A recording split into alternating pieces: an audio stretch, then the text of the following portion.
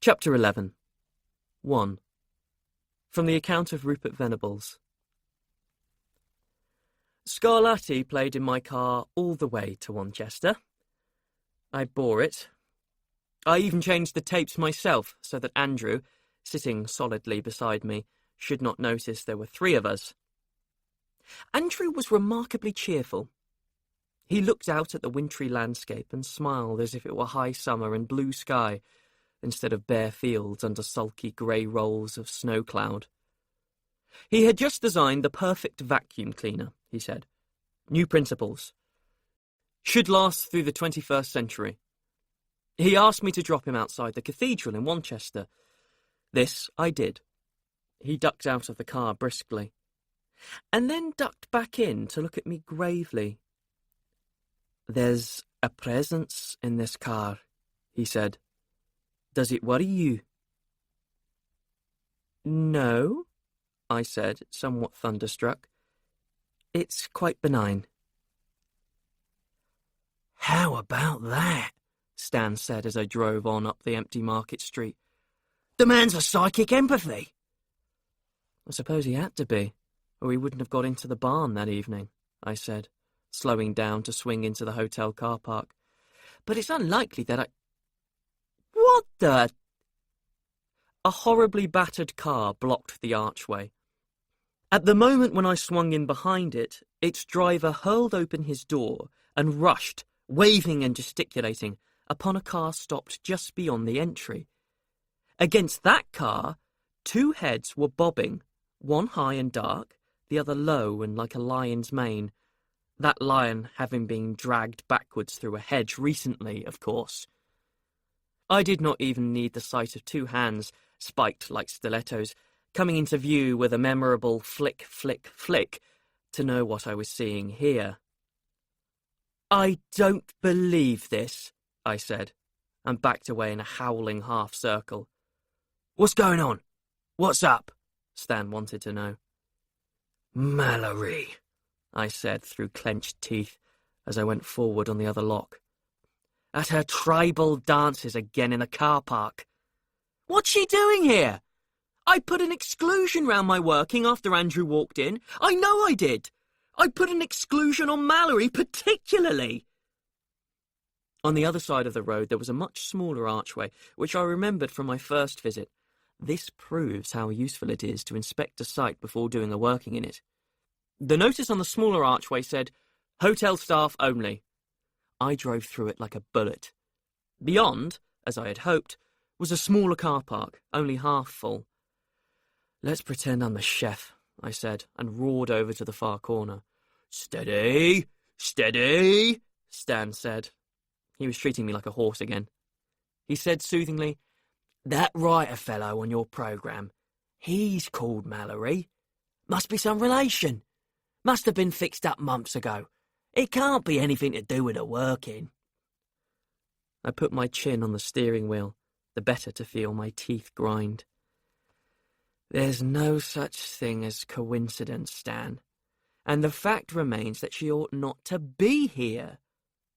"Yes, but she is, and you have to live with it," he said. "Just keep her out of the way. Better put up a don't notice round this car if you're going to leave it here. I don't need a manager sniffling round me." I put a blanket of modesty round the car as I unloaded my bags. When I walked away from it, even I could have taken it for a dismal, ordinary, slightly battered car like Mallory's, like all the other cars around it. I hurried in through the staff door. I wanted to get hidden in my hotel room before Mallory finished her fandango. I could still hardly believe she was here. Perhaps, I thought, I had made a mistake, and it was somebody else dancing beyond that archway. I got to the foyer. The placid, stately area I remembered from my last visit was bedlam. Beards, embraces, heaps of luggage, everyone in T-shirts, a roar of greetings. The only other person wearing a suit besides me was also wearing a floor-length cloak. While I waited for the maddeningly slow Finnish receptionist to find my key, I saw, upside down in the ceiling mirrors, a row of robed and cowled figures processing through the crowd. People drew back from them and pulled luggage out of their way, but otherwise failed to look at them. I could see why. Even upside down in reflection, they gave off a strong smell of, well, power that was unright. Still, they were nothing to do with me. I took a look in the mirrors again as I finally got my key. Mallory and her young relative were just coming in through the glass doors of the main entrance. It was definitely them. Damn, I thought, and sped up the stairs. Here I was again delayed, this time by a row of people dispensing membership badges. The girl on the V section clutched a teddy bear to herself and wanted to know what I wished to be called on my badge. A perspiring pair of lusty youths behind her were wrestling with the machine that made the things. They looked up expectantly. "My name's Rupert," I began. "Rupert Bear," said the girl with the teddy. "Love it." "He looks more like Rupert of the Rhine," said one of the lusty operators. A female, I realised. "But he's too cuddly," said the teddy carrier. "Venturesome as well," said the operator firmly. "Rupert Bear has lots of adventures," the teddy carrier argued, injured. The argument went on for some time. I was so unused to being discussed like this that I stood for a while, dumbly turning my eyes from speaker to speaker, until a loud, low voice with a sob in it that could only be Mallory's sounded behind me on the stairs. I pulled myself together. "Wrong, both of you," I said. "Have you never heard of Rupert the Mage?" They had not, which was not surprising, since I had only just made him up. "Who is Rupert the Mage?" asked the teddy one as she wrote it on the unmade badge. "The Pro-Chevalier of Magicians," I invented. "The books were all written in the 20s, so you may not have come across them." "Oh, a sort of magical Bertie Wooster," the operator panted. She and her companion leant mightily on the machine to force it to make my badge. I thought of Stan. "With an invisible butler," I said. "Thanks." As I received my badge, Mallory advanced on the table for hers. I fled to the lift, where I rode to the top floor with a beautifully dressed transvestite boy, trying to think just where in my working I had let Mallory in instead of excluding her. I remembered those bursts of rage I had kept having about her. Those, I suspected, were the crux. They had caused me to be too preoccupied with her. Now it seemed I had to face the fact that I had entangled Mallory's fate line with my own, and Andrew's, and those of my 4 candidates. What a mess. The beautifully dressed boy bowed gravely to me when we reached the top floor. I bowed back. He set off striding on spike heels one way and I in the other. The marvel of it was that we did not meet round the other side. I turned corner after mirrored right-angle corner on my way to my room, 7 of them. The room was near the lift on the other side. At the time, I was too bemused by what I had done to the fate lines to recognise the peculiarity of this.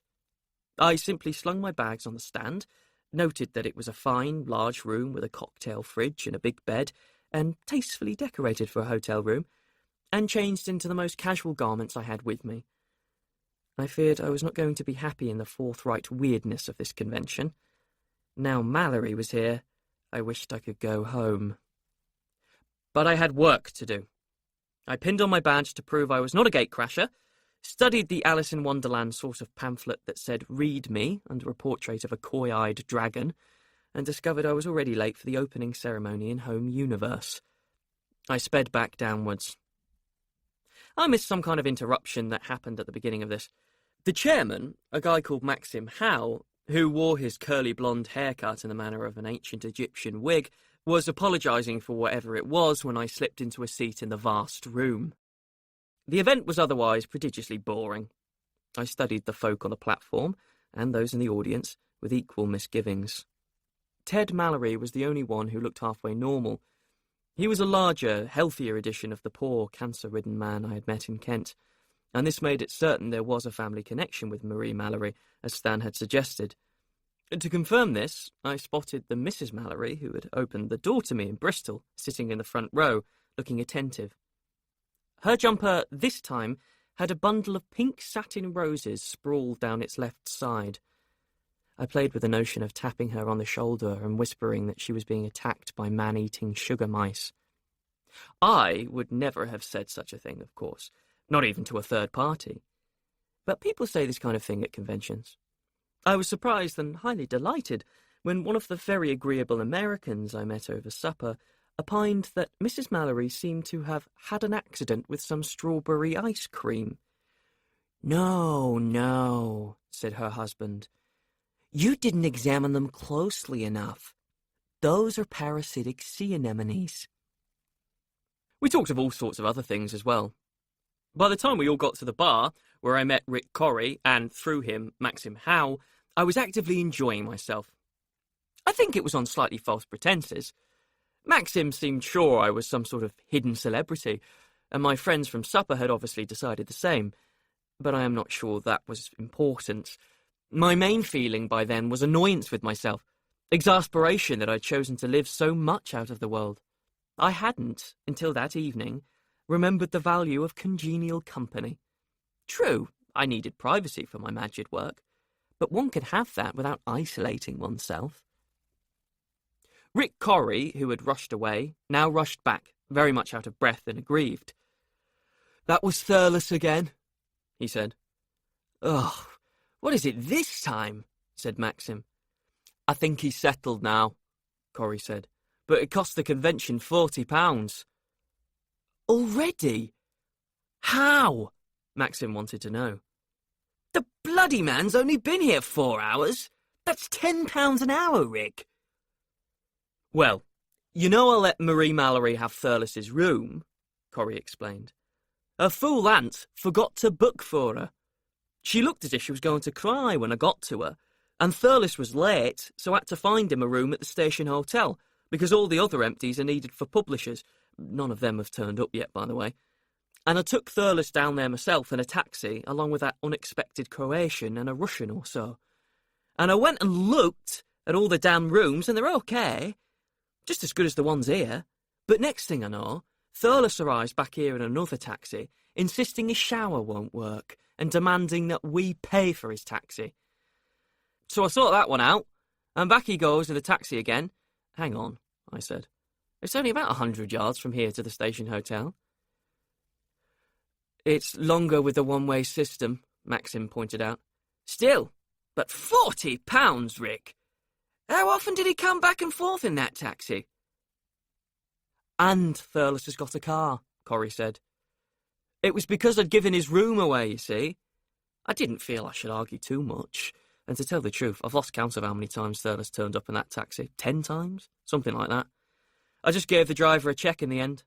Thurles turned up this time saying he was late for esoterica and wanted the taxi to wait for an hour, and I thought I'd better scotch that." "If he wants a taxi to go back in, tell him to come to me," Maxim said. "Tell him I'll find him a bicycle." Corrie nodded and flitted away again. I looked idly after him in the mirror at the end of the bar, and there was Marie Mallory again. She had seen me too. To do her justice, she looked horrified. The feeling is mutual. I looked pointedly away. She was looking rather glum, which I suspect is her natural expression. It goes with that irritating sob in her voice. But otherwise she had neatened up considerably from the witchy bag lady I'd encountered in Bristol. She was wearing a nice leather jacket and jeans, and had obviously made efforts with her hair. It was now in quite a stylish bush, though still a bush, and I think she had new glasses. Evidently my £100 had wrought quite a change. She looked almost human. I watched Rick Corrie dart up to her, converse, dart away, and dart back with drinks. I got the impression he fancied the woman in his shy way. There is no accounting for taste.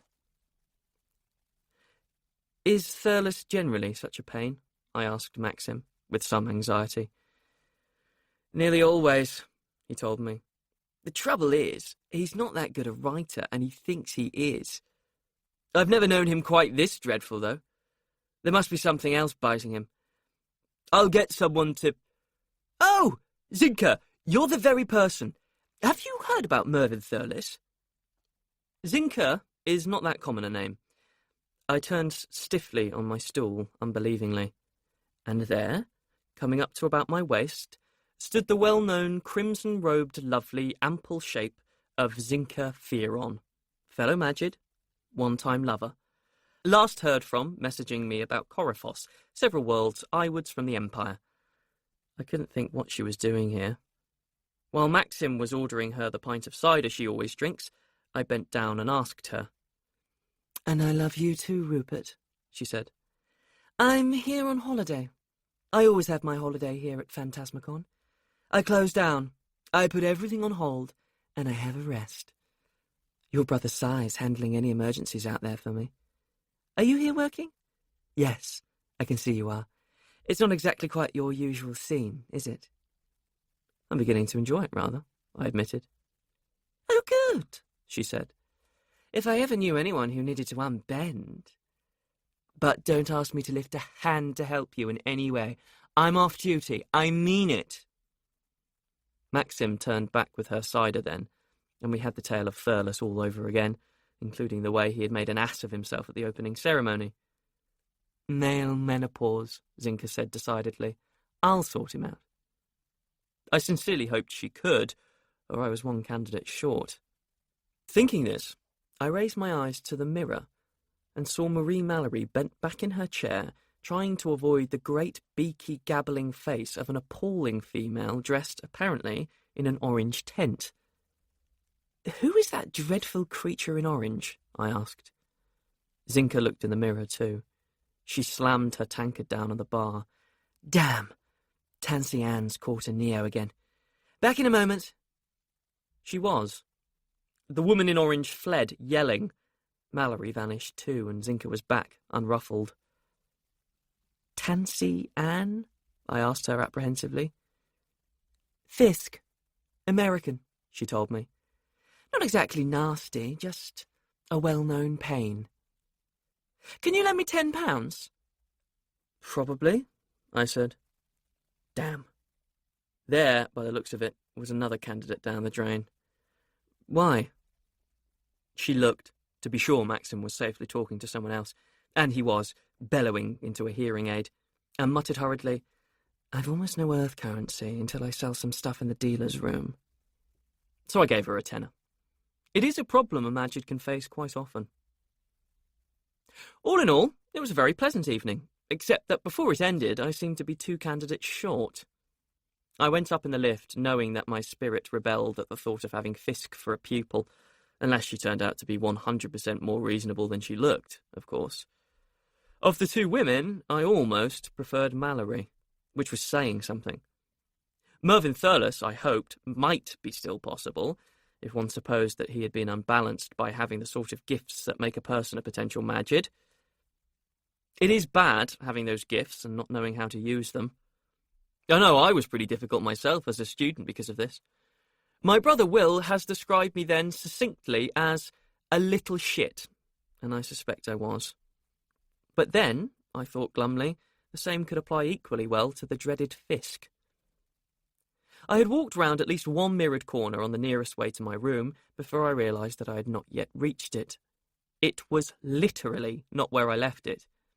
It should have been just beyond the lifts, but, according to the numbers on the walls, rooms 555 to 587 were somewhere round the next corner. My room was 555. I stopped. I thought. Then I turned round and retraced my steps to the corner just beyond the lifts. It was extraordinarily hard going, because I was now walking clockwise, and whoever had been using the power node had set about it anti-clockwise, widdershins, the direction of bad magic. I was not happy about that at all. I had to strive around yet another corner before I came in sight of the lifts, too. Someone had set something going and not bothered to stop it. Sloppy practice. In this case, you could even end up with a vortex. This node was powerful. I stood at the corner and considered it. The node was centred on this hotel. It spread through quite a bit of the town, too, but the strong centre was almost where I stood. That ought to have meant that things were relatively calm here, like the eye of a storm, but someone had come along not long ago and disturbed it, violently. Two someones, in fact. I could detect two different sets of recent activity from where I stood. And the node had responded violently to violence because it was so exceptionally strong. The upper room had been right to feel concerned.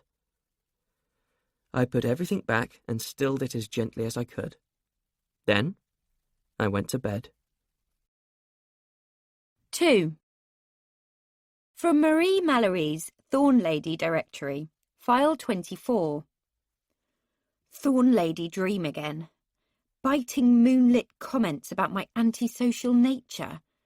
Why don't I ever dream I bring matches and set fire to her damn bush? Got up feeling disgruntled and went to see after Nick. I do this most mornings, particularly on school days. Janine is usually happy enough to leave him to me. Nick really is a total, genuine sleepwalking zombie for at least an hour after he gets up. I have never met anyone quite as bad. Nick is capable of putting clothes on, more or less, but it stops there. I don't ask if he washes or cleans his teeth. When I went into his room, he was sleepwalking into walls with his sweater on backwards. He could only speak in a blurred, sort of blaring mumble. I turned his sweater right way round, found his room key, and led him to the lift. He had still not opened his eyes when we got to the ground floor. This had its advantages. I couldn't find the place where they were serving breakfast, but Nick could.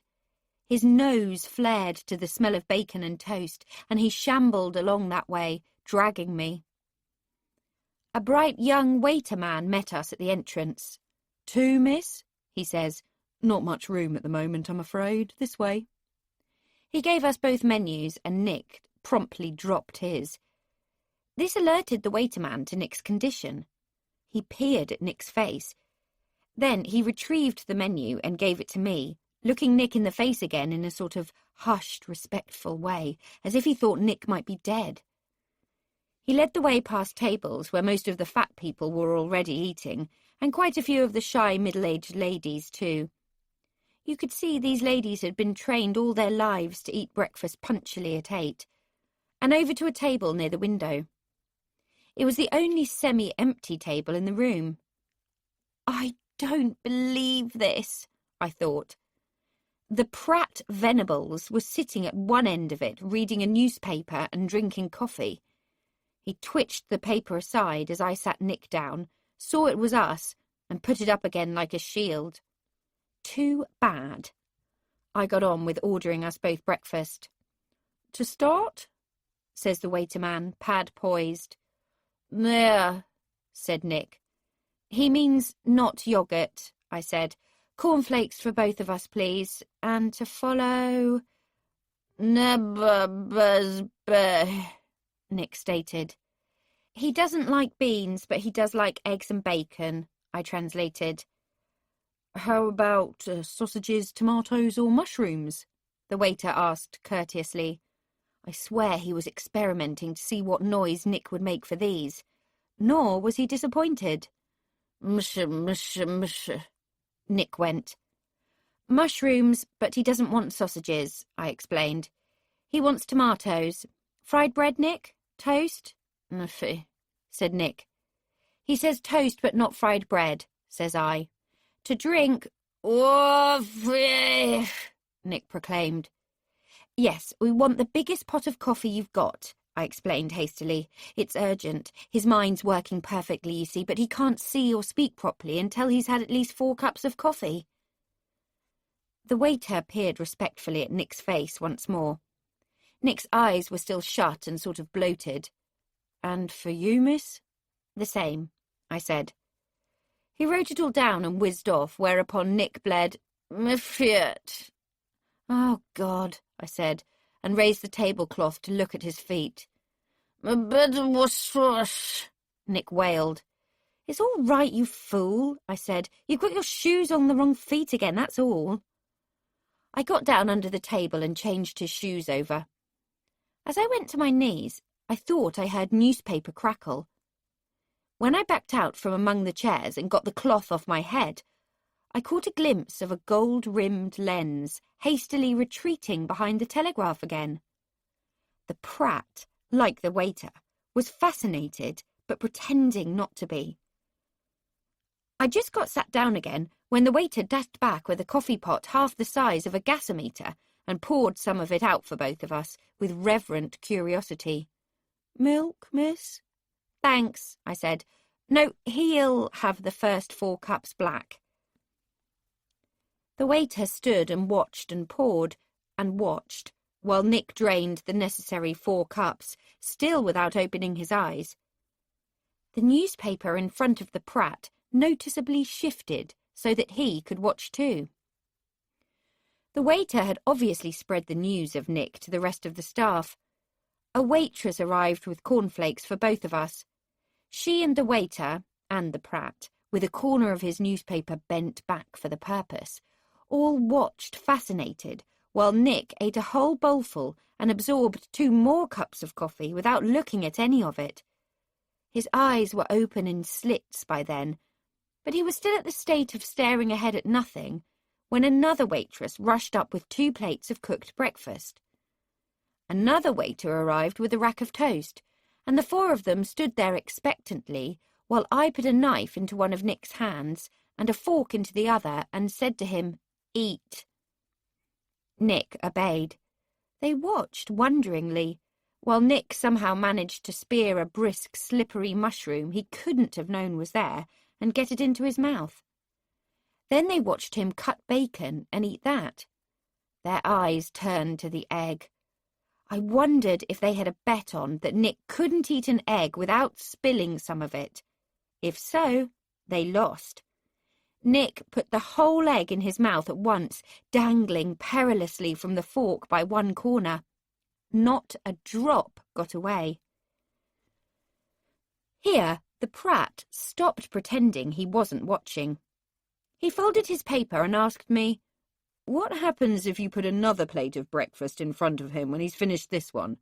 Would he eat that as well without noticing?" The waiters and waitresses looked at him gratefully. I could see they had been dying to know this too. "Yes, he would, just like a zombie. I've tried," I told them. "Eines Bleibens," Nick added. Everyone looked at me for a translation. "He's saying he noticed what I'd done when he discovered he was eating beans for the 2nd time," I explained. "Den la feste," Nick agreed. Before I could translate this, I was swept aside by Janine and Uncle Ted. I mean, literally swept aside. Janine cried out, "Oh, my poor Nick," and pushed me off onto the chair opposite the Prats, while Uncle Ted said, "Morning, morning," as he sat down by Nick, and both waitresses and one waiter fled. The first waiter fetched out his order pad, rather sadly. "Order for me, Ted," Janine said. "Poor Nick's helpless in the morning." She began tenderly buttering toast for Nick. She had a new sweater today. The shoulder of it that was turned to me had a golden splash on it, as if someone had broken an egg over her. I wish someone had. The Prat looked as disappointed as the waiter, but he politely pushed the marmalade nearer Janine and said to me, "Can't he butter his own toast by now?" "I usually let him try," I said. "Some mornings he butters the plate and tries to eat it." "He looks rather to have reached that stage," the Prat said. "Shrewd of him. Nick always makes his worst mistakes when he's almost awake." But this conversation caused Janine to notice the Prat. She leant forward and read his badge. So did I. It said, "Rupert the Mage." "Rupert the Mage," Janine said. "You must be one of Graham White's esoteric circle in Universe 3. "Strictly freelance," he said. "I believe we met in Bristol the other day, Mrs. Mallory." I never heard how this not very promising conversation developed, or even if it developed at all, because Uncle Ted shouted at me, "Marie!" He shouted imploringly from the other side of Nick, "Marie, I've been put on a panel at 12 today. What do I say?" "That depends what it's on," I said soothingly. "What's it about?" "God knows," he said, despair all over him. "Promise me you'll come along and nod intelligently at me from the front." "Fancy," Nick said. "Eh?" said Uncle Ted. He never could understand Nick's morning talk. "He's telling you about the panel," I explained. "He says it's on—" Then we got interrupted again. This time it was a long, thin fellow dressed like a soldier who came up and loomed over Uncle Ted. His tall cheekbones loomed, too, over his hollow cheeks as he said, "Mr. Mallory, sir." His teeth showed under a fierce black moustache after that. I think it was a smile. I hoped it was, for Uncle Ted's sake. Uncle Ted sort of sank down in his chair and looked as if he hoped so too. "What can I do for you?" he asked the man. "I come to embrace you," the man said. Uncle Ted flinched. "I am—" The man said some foreign name none of us could catch. He was too tall for any of us to read his badge. Then he said, "I come from fighting for my country, from Croatia. I come to say that you have saved my life and my sanity, sir. The guns would have killed my mind, but by reading your great book daily, I kept my courage and fought for my country." "I'm glad to hear that," said my uncle. Which book?" "Your so great history of King Arthur, his riders, and the saintly Grail," said the man. "Ah," said Uncle Ted, "I think you've got the wrong Mallory. The one you want has only one L, and he's been dead quite a while, I'm afraid." He might as well have not spoken. Staring into the distance, like Nick was also, except that this man's eyes were wide and mad, the Croatian went on, "It is a book that inspires the heart to greatness, to serve, to fight against odds, to crush the enemy, to smite so that blood bursts from the nose and the ears. I have 2 English books of great inspiration with me as I fight, both folded in my breast. Both stop several bullets. I have your book and the great Tokens, but they tell me Token is not here. So I come to you to thank you. Thank you, sir."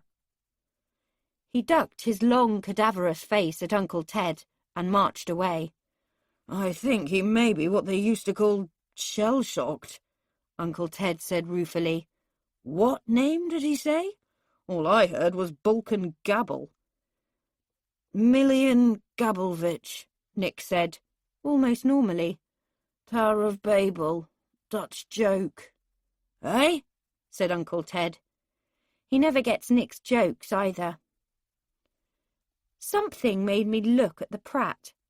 He was staring after the tall Croatian striding away from us, and he was looking utterly fed up and disappointed, as if the Croatian had somehow let him down. Chapter 12. 1. From Marie Mallory's Thorn Lady Directory. File 25. Nick deserted me halfway through the morning, the rat, but not before we had done quite a bit of exploring together. We were trying to disentangle Mallory Universe from Home Universe and the other ones. Couldn't be done. The Hotel Babylon, true to its name, wants everything as mad as the man who ate grass or mixed up like the Tower of Babel, particularly the last, particularly Russians and Germans. There was a huge crowd from both countries in a room upstairs called Ops, shouting one another down in both languages with squirts of bad English in between. Ops is supposed to deal with crises. This was clearly a crisis, but no one in Ops knew if it was one combined crisis or 2 separate ones. People kept explaining things like this to us, or if there wasn't a crisis, people chatted or gave us friendly smiles. They all seemed to know who we were without looking at our badges. Nobody looks at badges anyway. The 3 long-haired people with the baby kept grinning at us as we went up and down the corridors, even the baby. Nick remarked that it was the most unpunishmently punishment his parents could have devised, and I kept saying how nice everybody was. But that was before we found a room labelled Press Office, where people in more than usually wordy T-shirts were just running off this morning's news sheet. Apparently, they do several each day of the con. They gave us one each, and we went and sat in the grand lobby to read them. Everyone sits in the grand lobby. It is pretty big, but it looks enormous, because there are mirrors in one wall reflecting large windows in the wall opposite. It is full of armchairs and tables and small children running about in little cloaks or small-scale Batman gear, and all the adults sitting around in bundles. At that moment, it was pretty full because a whole lot of new people had just turned up. Most of them were rather smartly dressed and had a sort of urgent, I'm working look, which some of them clearly felt placed them in a class above the rest of us. Don't despise them, Fat Wendy said, flopping down next to us. Nick had to look away from her again. Those are the publishers. They'll all be giving parties this evening. So I didn't despise them and looked at the news sheet instead. But Nick really can't take someone the size and shape of Wendy. He sprang up. I've got to go. Games Universe is just starting, he said. I'll look for you here or in your room at lunchtime. This was a blatant lie. I knew the games didn't start yet, and I could see him hovering over by the far door. But the fact was that he had deserted me just as I hit the para in the news sheet that said, Fans, please take note of Ted Mallory's niece Marie.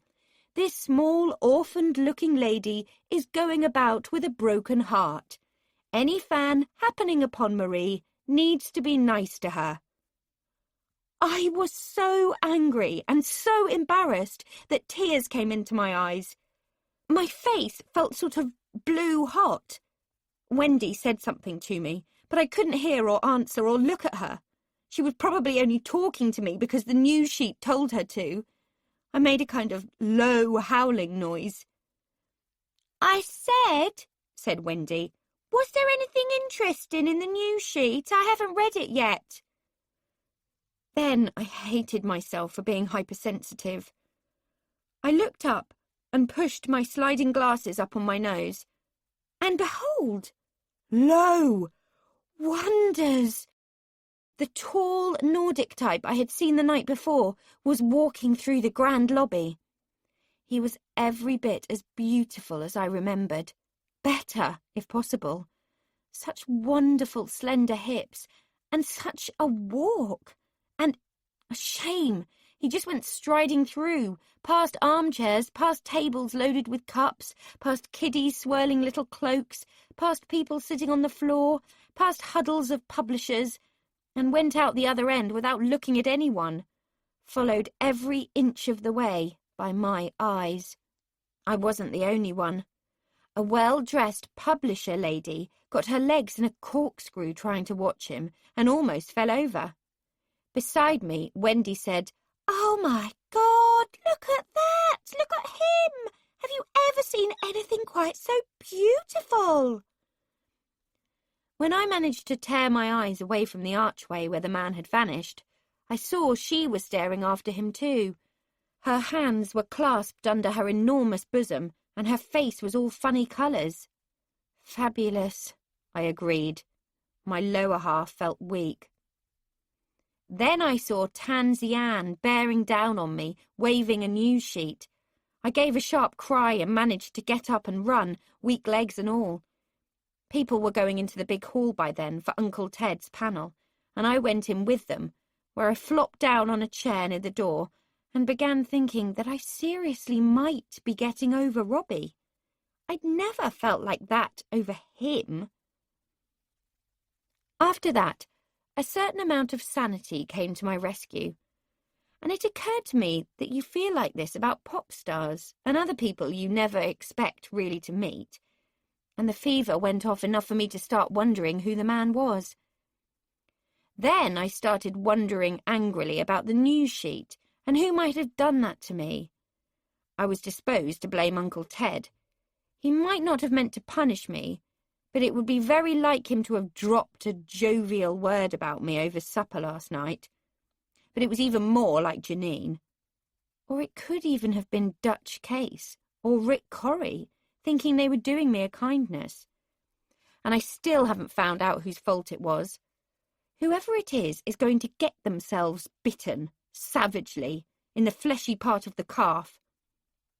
When I came to a bit, a good-looking woman in publisher clothes was introducing herself as Master of Ceremonies. I think she's called Giannetti and runs a chat show on TV. And then telling us that Uncle Ted was Master of Black Comedy and that some woman beside him wrote funny stuff too. And Mervyn Thurles, who was sitting up there with them, was renowned for his wit. Well, you could have fooled me. And they were all going to discuss a sense of humour in fantasy. I have to hand it to Uncle Ted. You'd not have known he hadn't a notion what he was supposed to be talking about. He just took hold of the microphone and talked about it. "Writing a book is just a job like any other job," he said. I hoped he wouldn't go on that way, but he did. Shortly he was saying, "Consider the job as if I were building a bicycle instead. I'd have to plan the frame, call that the plot, and put on the wheels, call that characters and their motivation, and then I'd put in the gears. Now the jokes are the gears. You have to get them just the right size and configuration, or you wind the pedals and, hey presto, the chain falls off." That got a good laugh. "So I always plan my gags in detail and in advance," he says. "The whole book is like a machine, planned in detail in advance and well oiled with a smooth writing style." There was quite a bit more like this. Then Mervyn Thurles upped and said, yes, he agreed in every particular, except he thought humour was more like planning spices for a sauce. Then the woman upped in her turn and said she agreed with both of them. It was utterly mechanistic. But she said, as if she was very ashamed to admit it, sometimes her jokes made her laugh. At this, Uncle Ted seized the mic again and said he never laughed. It was fatal. And Thurles said it was bad form anyway to laugh at your own jokes. By this time I was really depressed. I thought of Uncle Ted's wobbly windows, and I began to think he must really, truly never look through them or anything else. Coming on top of everyone being nice to me just because the news sheet told them to, it was just too much. Can't anyone look out there and see that you need not think of everything in terms of what works or what they ought to do? To do the ceremonies lady justice, she began to look a trifle glum as well. At length she said, "But what about the extra factor, the miracle ingredient? Doesn't a joke ever take off on its own for any of you? Let me stick my neck out here. What about inspiration?" "No," says Uncle Ted. "To work, it has to be all hard graft. You can't afford to get carried away, or your book becomes a dangerous, out-of-hand thing, and it may not sell." "I'll go further," says Mervyn Thurles. "If there is a miracle ingredient, it's money." "Precisely," says Uncle Ted. "It's how much you get paid for using the right formula." I got up and went out. I didn't care if the door did crash behind me. I felt totally let down. Machines, bicycles, formula, pah! As I stood there with a sort of gloomy thunder and lightning playing round my mind, the door behind me clicked quietly, and the Prat crept out and closed it gently behind him. He looked, to my surprise, just like I felt. "Money," I said to him.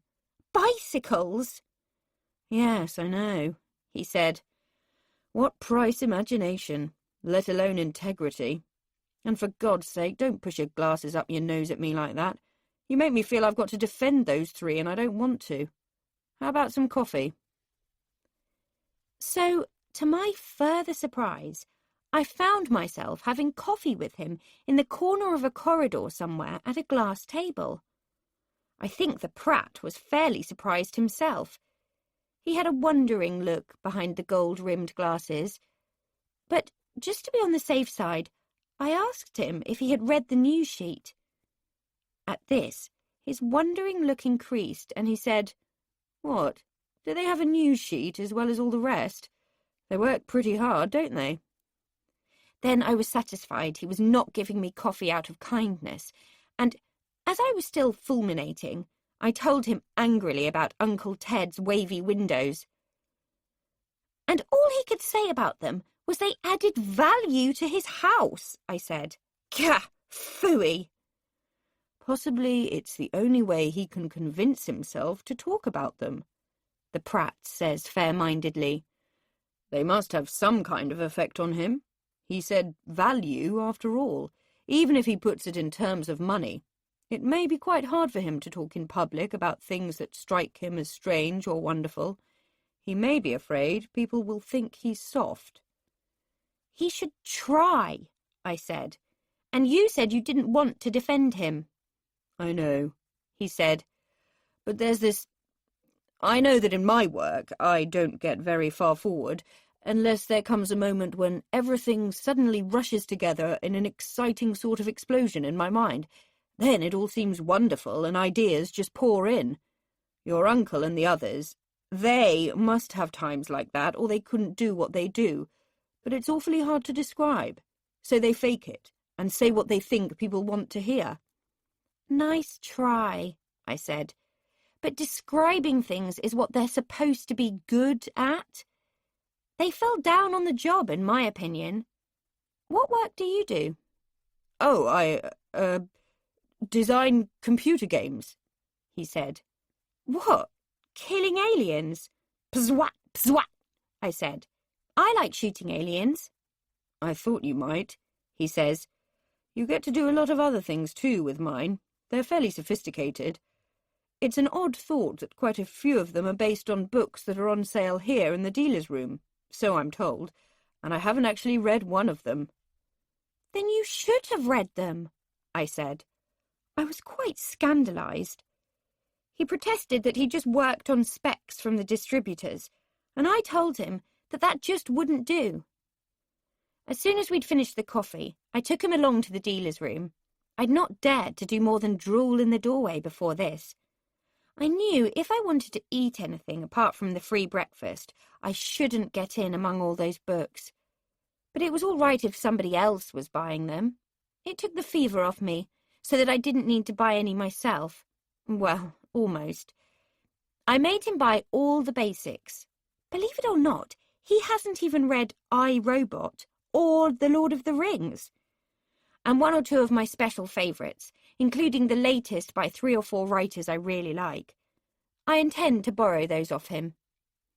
We also looked at jewellery and dragons and comics. They had an old Sandman I hadn't got, but the price was horrible. And then a stall of painted things. Zincaferon was selling some beautiful stuff, but there was another stall full of glass aliens that were yuck. "Reminds me of your aunt's jumper," says the Prat. "She is your aunt, isn't she? The one with the custard on her shoulder?" "I thought it was an egg," I said. "Yes, that's our Janine." That reminded me of breakfast, and I tried to get out of him why he had looked that way at the crazy Croatian who thought Uncle Ted wrote about King Arthur. But I had forgotten what a cool customer he is. He said, "Poor fellow, I suddenly saw what war can do to people." I knew that wasn't the truth, but that was all he'd say. Strange. I can't help connecting the way he looked at that Croatian with what Nick says he saw last night. Anyway, we went on to the art show after that. By this time, I was thinking that if anyone had told me yesterday that I'd be standing in front of pictures, chatting amiably with the Prat, I would have blacked their eye and called them a liar. It must be something in the air of this con, I think. And there were some very naughty paintings by Zinka Fearon we were just discussing, when Dutch Case comes zooming through the art room. The Prat takes after him at the double, grabs him by the arm and says, "Found you at last," he says. "Care to come and have lunch with us?" With us? I thought. No way. Not with Case. Quite apart from the fact that the Prat has money and will go and expect me to buy lunch in that expensive dining room. And I went off in the opposite direction, fast. I ran into Nick near the lifts. Nick was looking like the cat that had the cream. "They loved Bristolia," he proclaimed, "and my new Wanchester game. I'd got some twists on both of them that no one had come across before. They're saying I ought to get them made into proper computer games, only I don't know who to ask about it." "I do. Start talking to the Prat," I said. Nick stared at me. "Honestly," I said, "he's just been telling me he designs the software. He seems to know most of the distributors and manufacturers." "Wow," says Master Nick. "Let me at him." 2. From the account of Rupert Venables. I find that the notes I made at the time scarcely mention the hour or so I spent with Marie. I seem just to have jotted down, bought an unconscionable number of books, followed by Mallory uncomfortably shrewd, by which I certainly didn't mean her uncle. I have seldom heard such drivel as he talked on that panel. What I meant was the awkward moment Marie gave me in front of Zinka's paintings. Zinka does exquisite, delicate portrayals of humans copulating with various kinds of ribby-winged beings. Mostly, they are the people you find in increasing numbers as you go eyewards from the Empire. Though I have never myself met the horned men she had painted, I've met quite a few of the other winged ones in the pictures, but clearly not as intimately as Zinka has. Marie said, staring, the sob growing in her voice, "You'd really think these were painted from life."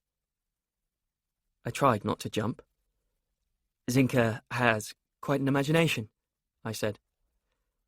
At this, Marie pushed her spectacles up her nose and looked at me. She seems to have an instinct for when I'm covering something up. Shortly after, she disappeared while I was flagging down Cornelius Punt, and I hardly knew whether I was relieved or aggrieved. Possibly she didn't like Punt. I don't exactly blame her. I didn't dislike him or like him either. This is not a consideration for a new Magid anyway. What I was looking for were certain qualities that are necessary. Case, as he told me he liked to be called, certainly had some of them. He had the brains. The travelling scholarship he had won was for outstanding achievement at university, and he told me he had been selected from thousands all over Holland. But it was a while before I could get him to talk about this. He was incredibly hyped. I think it was contact high from the convention, and would keep making inane jokes. "You must give me a Dutch treat," was the first thing he said. "I have no money." "That means we both pay half," I said. "And so we will," he said, his voice going up into a delighted shriek. "You will contribute the money, and I will give the pleasure of my company." "Fine by me," I said. So he proceeded to order the most expensive things on the menu, while I tried to get him to talk sense. When the food came, he said, gobbling up the scampi, "I have decided it is a fine joke to be in love with Marie Mallory. They say she has a broken heart, so there is no danger to me." I felt my face heating with anger. "I wouldn't be too sure of that," I said. "Oh, I know. She will bite me, or scratch," he said gleefully. "But then I am a masochist, so that is all right." I think I would have cut in angrily here, only it dawned on me that Case was trying to get a reaction out of me, having seen me going about with Marie. I was sure of it when he added, cocking his eye to see how I responded, "And she is a chip off the old block. Probably she is one of her uncle's demons in disguise." I ignored this. but I was very mortified. Probably the reason I made such few and curt notes on the morning was that I was increasingly exasperated to find that I infinitely preferred Marie, whom I had discounted, to any of the candidates left. If only she did not speak to me with that sob in her voice. Meanwhile, I got irritated with Case Punt. He seemed to be a confirmed jester. It would, in a way, I thought, be quite good cover for a Magid, never to be taken seriously, except that Punt was drawing attention to himself all the time. His voice kept rising to a shriek as he made yet another outrageous pun, and it is not a good idea for a Magid to do that. If people notice you for one thing, they tend to notice the rest. But Case was young. I had hopes he could grow out of it. There must be a serious man in there somewhere, I thought, while he shouted that he was a great joker, and then told me in a shriek that the words on his T-shirt were elvish. And I still feel I may not have done justice to Case, because while he was blithely laying into his woodcock supreme, and I had just got him to talk about his travels, we were both distracted by turmoils among the other eaters. From the table behind me, Ted Mallory said loudly, "Well, why should I have denied it, for fuck's sake? He'd made a total mess of it. I simply took it and improved it, and I'm not ashamed to admit it. Books are public property, and he'd no business to be so damn rude." Case's pale face lit up, and he raised a hand to make sure I was attending to this. "I am a great gossip," he said gleefully, "and a nosy Parker. Listen, there's some scandal here." From the table behind him, one of my American friends was saying, "Why, if that guy thinks he's been robbed, how is he going to handle shared world writing? There, you make a gag, someone else takes it up, and next you know it's being bounced around every single story. That's all Mallory did. Thurles is an asshole." From across the dining room, I could now hear Thurles himself, practically screaming, "It's shameless plagiarism! I've a good mind to sue Mallory for this." I looked at Case, his pale, excited face and raised hand. He had the ability to be a Magid, all right. I could feel him raising the sound level of all the voices around so that we could hear even the distant Thurles without missing a word. "It is a scandal," he said delightedly. Evidently, Marie and I had left the panel just before the fun started. Thurles had suddenly rounded on Mallory and accused him of having stolen all the funniest bits of Shadowfall from a novel Thurles had published the year before that. Mallory had blandly confessed it was so.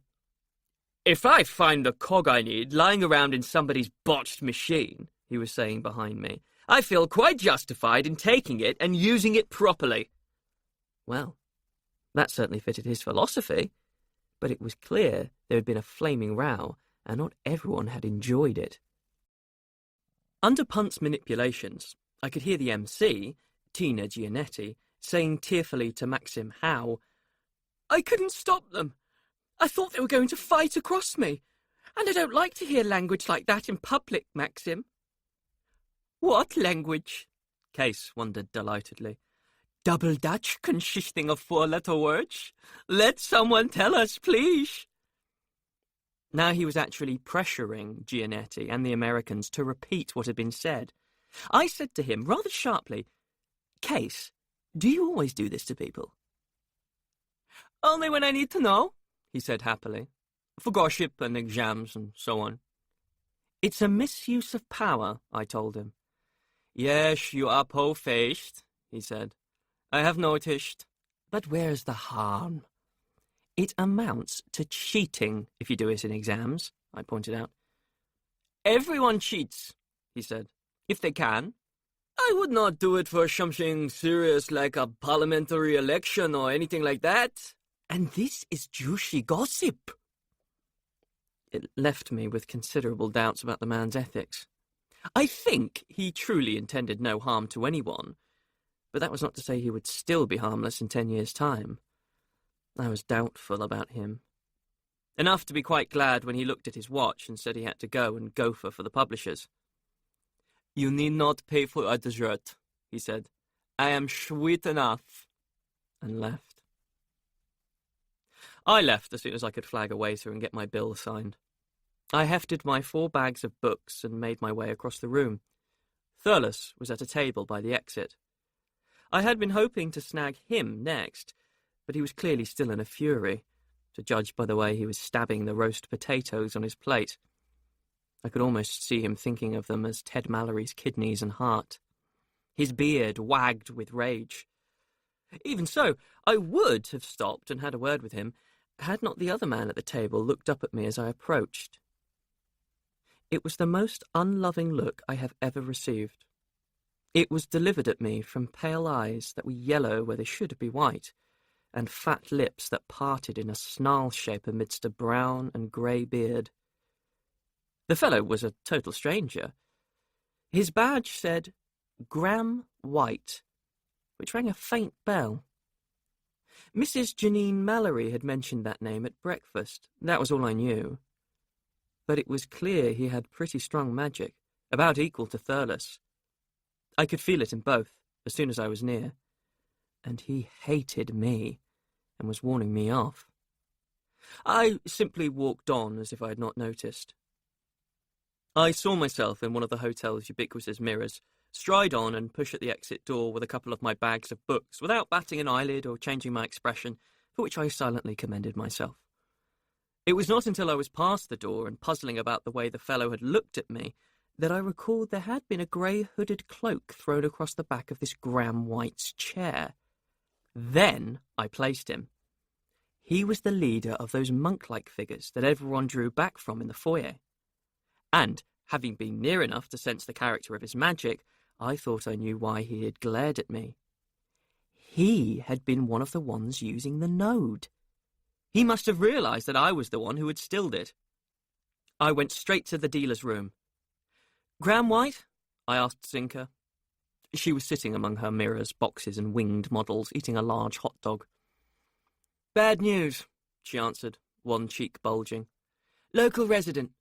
Runs an arms factory in Wanchester. Always comes to this con, and always teaches esoterica in Universe 3. Don't touch him with a barge pole, or even something longer than that." "Thanks," I said, and left her to her lunch. I went to my car then. I came out through the kitchen entrance into a surprisingly biting cold, bright day, in which snow was drifting like pollen, and stowed my carrier bags in the boot before climbing into the car. Scarlatti went from loud tinkle to faint tinkle. "About time," Stan said. "Your phone keeps going off, but I can't seem to manage the tapes. I just had to let it ring." "Sorry," I said. "I was busy." "Stan, where exactly did you get that list of possible Magids from?" "Senior Magid," he said. "Handed down to her from above about the time I knew I was dying. Why?" "Upper room or higher up?" I asked. "Well, it came to her through upper room, like most things," he said. "But the details were so vague, I got the feel it could have come from much higher up. Cost me a lot of work to get you a list with names and addresses out of it, I can tell you." "I thought so," I said. "We are being intended, Stan, and I don't like it. I can't see what they're playing at. None of these candidates is right. Punt is the best, and he'd do anything for a laugh. I think the Croatian is deranged. Thurles has been throwing scenes like a prima donna ever since he appeared, and I suspect he's into the bad magic too. Fisk is awful, and you know my opinion of Mallory. I think we'll have to wipe that list and start again." "Steady on. I must have been given it for a reason," Stan protested. "Have you talked to all of them now?" "Not to Fisk or Thurles," I admitted, "and not properly to Gabrilizovich." "Then one of them's got to have hidden depths," Stan said. "Don't judge until you've done a proper—" Here, my phone clamoured. It was Dacros. The sound was unusually distant and crackly, but Dacros's voice came out of it joyously. "Got you at last, Magid. Sorry about the interference. I'm in a land cruiser on my way to the Thalangia World Gate. We found Naros. High Lady Alexandra found him." She did. And not just a pretty face, I remembered. "How did she do that?" "You remember I sent her to Thalangia?" Dacros's crackly voice asked. "To the farm my uncle manages for me. Well, she got talking to my uncle and his people there, And my uncle happened to mention there was a religious colony up on a hill about 10 miles away, and somebody else remarked they were thorn worshippers like the Emperor was. So Alexandra made some quiet inquiries. And it appears there are children, or at least young people, up there, but everyone told her that the head of the colony won't let anyone near the place unless they come on business, and won't let them talk to the children if they do go with deliveries and so forth. So she asked some more, and today someone told her that the head of this colony is a strict brute of a centaur called Naros. She called me up at once. Naros is a centaur? I exclaimed. Then there had been a clue in the graphics. Dacros laughed joyously amid the static. Yes, no wonder all the humans were frauds. As I said, I'm on my way to Thalangia in a cruiser with as many men as I can spare. We'll be at the farm by tomorrow evening. Can you join us beside that hill, Magid? Well, I've got rather pressing business, I began. If he's a centaur, it's going to take a Magid, Stan put in my other ear. Tell him yes, and put things on hold for an hour or so here. All right, I told Dacros, sighing a little. Give me node points and references for the hill. What hour? We settled on 6 in the evening, and I hung up. What do you mean it's going to take a Magid if he's a centaur? I asked Stan. If you know centaurs, he said, it stands to reason. This one's in a position of trust, and he hasn't come forward. That means he's promised not to, or probably only to come forward under certain conditions. Centaurs like that are real sticklers. You're going to have to convince him the conditions are met. They listen to Magids, if they listen to no one else, and he could be a magic user himself. That would make sense in the... All right, I'm convinced. I'm not a centaur, I said. I'll go and argue with Naros tomorrow. Meanwhile, I'd better make some arrangements here. I got out of the car into the stinging snow and hurried to the dealer's room again. I was not about to do as Graham White seemed to have done and leave a major working set up unattended in a strong node like this one in Wanchester. I had 4 people's fate lines woven into the Hotel Babylon. No, more like 7 if you counted my own and Andrew's and, as I strongly suspected, Marie Mallory's too. And there was no way I could wind all that down before Saturday night. I had intended to spend most of the following week doing it. Zinka had finished her hot dog by then and was drinking tea. Luckily, there were very few other people in the room. I had panted out my problem to her in a hoarse whisper. No, she said. It was quite pleasant. It was also like running full tilt into an iceberg. Leave the Empire as a stew, Rupert. Word's out that it's intended to fall apart anyway. I'm on holiday. I told you. But you said you would in an emergency, I pleaded. This, said Zinka, is not an emergency. This is you trying the kiss of life on a week-old corpse. I repeat, no. I can't leave a full-scale working unattended, I more or less wailed. Then don't, she said. Or get someone else in. What's wrong with Stan? He's dead, I said. Dead and disembodied in my car at this moment. Oh, she said. Then I am sorry. I hadn't heard. The signs were that the iceberg would have melted then, except that, unfortunately, my Croatian candidate came and loomed over us. Suddenly, before I could say any more, his hollow, haunted face bent down between us. Zinka and I both drew back from it. You, too, have the wrong smell, Gabrielizovich said. His large mauve hand, marked with lumps and white nicks, came between us also, forming one of the more violent of the signs against witchcraft. Such as you, he said, have I killed with the bare hand, and buried in the mass grave many times in the mountains of my country. He stood up and retreated. I hunt by smell, he said. Beware, you disgust.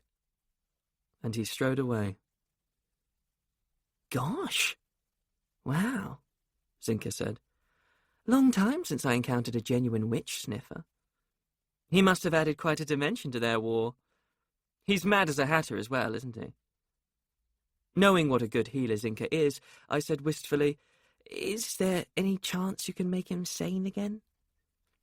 No, she said, staring after Gabrielizovich as he strode from the room. No way. Not after he's killed people barehanded, there's no chance. And he'd go for me if I tried. Then, as I opened my mouth to continue pleading about my working, she added, "And no to that too, Rupert. I always know when I'm needed now. Go away." I took myself off, wondering what to do. The answer seemed to be to finish my work here. At least I needn't now interview Gabrielizovich, as far as I could, and then ask Will, as the nearest off-world Magid, to stand in for me while I dealt with Naros. Will was easier to reach than any other Magid currently on Earth. It sounded so simple, put like that. I went off to do it. Chapter 13. From Marie Mallory's Thorn Lady Directory. File 26. I'm entering this quite late at night, after I left the publishers' parties and dragged Nick away with me before he got too drunk. One of the parties must still be going on. I can hear distant drunken hooting, and somewhere there's just been a huge crash of broken glass. Someone turned the wrong way at a corner and tried to walk through a mirror, probably. Actually, I left because A, my fabulous Nordic type wasn't any of them. Wendy was hunting for him too. B, Rupert is furious with me. And C, Janine came in while I was sitting on the floor between Nick and Wendy and bitched about what a sight we looked. She can talk. She was wearing a black thing with a golden snake wrapped round it that made her look like an advanced version of one of Zinka's pictures. The snake had 2 heads, and one head was... Well, anyway, I couldn't stand any more and came away. But I really meant to write down the extraordinary thing this afternoon.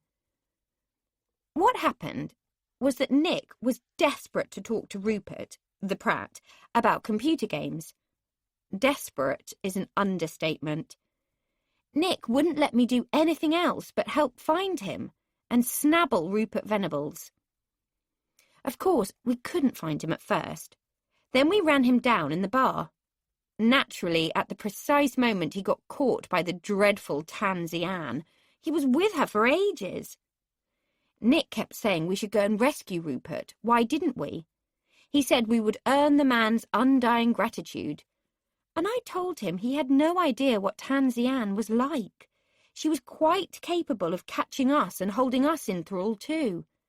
And even Nick agreed she did look a bit that way. So we sat and waited. Somebody bought me some real ale because they said I looked as if I needed it. I blame that news sheet again. And Nick got bought a Coke he didn't like. And we watched Rupert avoid having his back massaged by Tansy Ann and get his hands squeezed instead, while Tansy Ann pushed her beak into his face and talked for a good hour. I was getting almost sorry for the Pratt when Nick and I looked up after not looking for a second or so, and Rupert was gone. Tansy Ann was alone, looking startled. "Told you so," said Nick. He had done no such thing. "He's just like me. I can always get away from people if I want to. He's probably in the gents." He wasn't. Nick went in and looked, so we hunted all over the hotel again. This time we found him with Mervyn Thurles, but not until we'd hunted through all the downstairs places and most of the public parts of the first floor, not to speak of asking everyone we met. Rick Corrie went bounding past and sent us up to the first floor. Someone else sent us down again, where we met Wendy, who said she wouldn't know Rupert if he came up and hit her. Then a great huge man with a fringe of black beard around his face and fangs written on his T-shirt came up and slammed into Wendy and hugged her. It made a truly massive embrace. And he told us over Wendy's shoulder that Rupert the Mage was in ops looking for Mervyn Thurles. So there we went, and a man in battle fatigues, who was trying to canoodle with a carroty girl, told us wearily that he'd only just come on shift, try the press room. So we did that, and got handed another news sheet full of stuff about Uncle Ted pinching ideas from Mervyn Thurles and Tina Gianetti refusing to have both of them together on the same panel ever again. "I bet he did take stuff from Thurles," Nick said, reading all about it as we went along the corridor. "I'm sure he did," I said. "He told me he couldn't bear to see ideas lying around not being used properly. And I wouldn't trust a person like Thurles to use an idea properly if it was handed to him on a scroll from heaven." "It says here," says Nick, "that Thurles is running the writer's workshop tomorrow in place of Wendy Willow. I should think she'd be better at it, wouldn't you?" By this time it was quite late. People were appearing changed into fine clothes, ready for the parties. Maxim Howe hurried past wearing a velvet patchwork jacket beside two achingly slender girls in glittery dresses. And coming towards us were two fabulous women in long, tight black leather dresses that laced up all over with red thongs. It took me a moment to recognise that they were two of the long-haired people with the baby. Their hair was piled up in glossy hairdos, and their false eyelashes stuck out a good inch. Nick recognised them at once. "Wow," he said. They were delighted. They struck poses, and Nick admired them. "What have you done with the baby?" he asked. "Larry's looking after him," said the one on the left. "Loretta, I mean." "She's got ever so maternal since she changed sex," the one on the right explained. Nick became speechless. I asked them rather despairingly whether they'd seen Rupert. "Rupert the Mage," they said in their lovely husky voices. One of them added, "I love that man. He's so straight." And the other one said that he, or she, had seen Rupert going into the filk room just along there. Then they went swaying off. They both had shiny black boots on with 6-inch heels.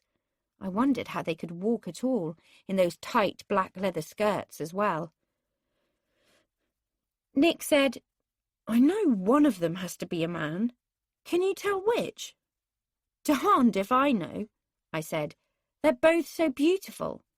But that baby's surely having a weird upbringing."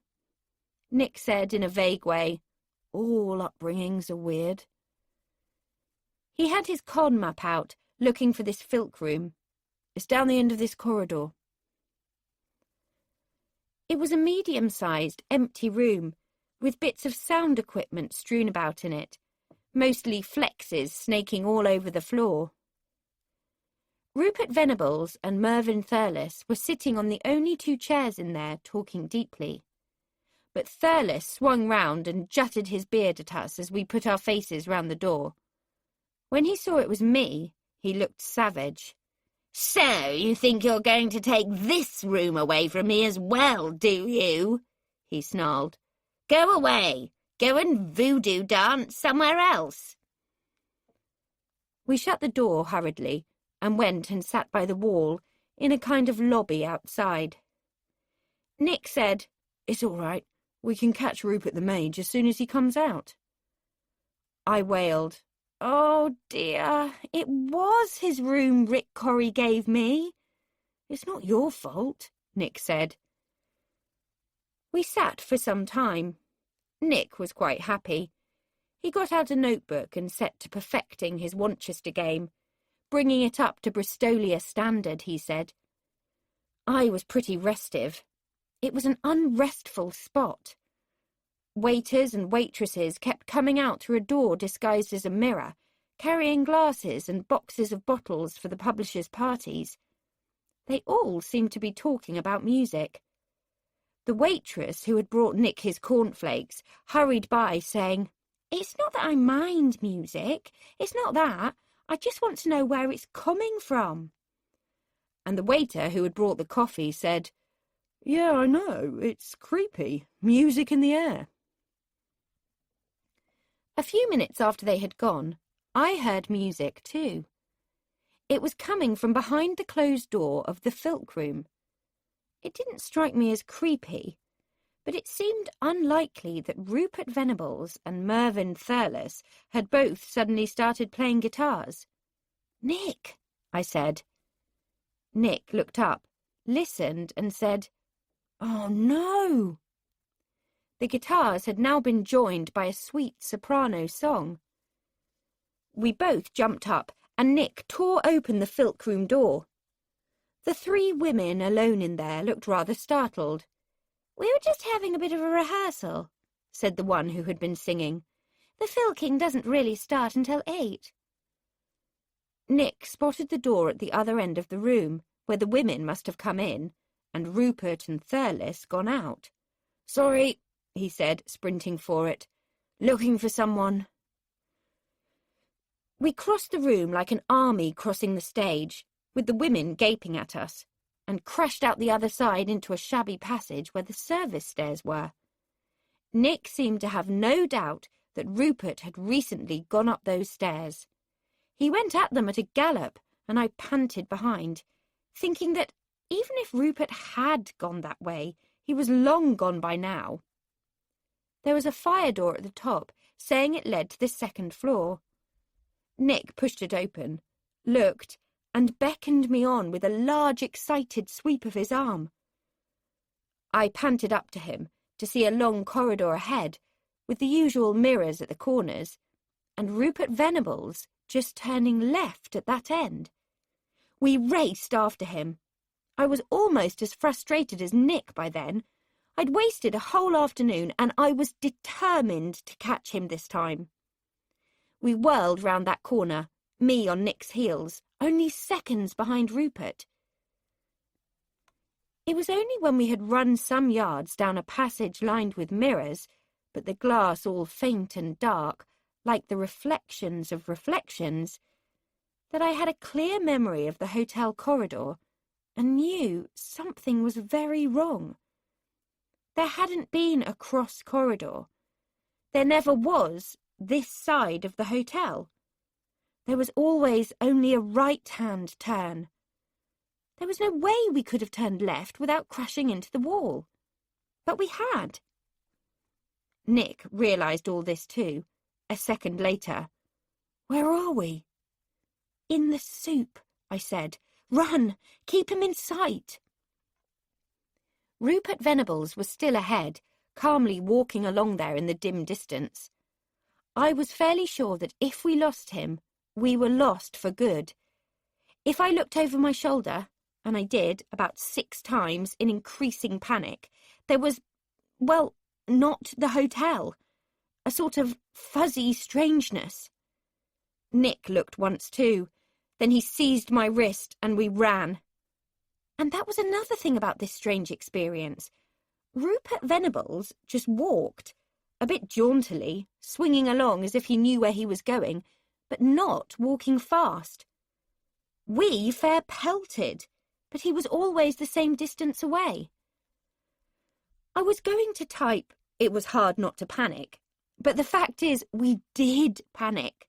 Running and not making any difference is like your worst dreams. Hot and horrified and nightmarish we ran. And shortly it was exactly like my worst dreams, because there, just to one side, was the bush with my thorn lady in it, or that she was part of, or whatever. She said to me sneeringly, "What good do you think this is doing you?" "Oh, shut up," I told her.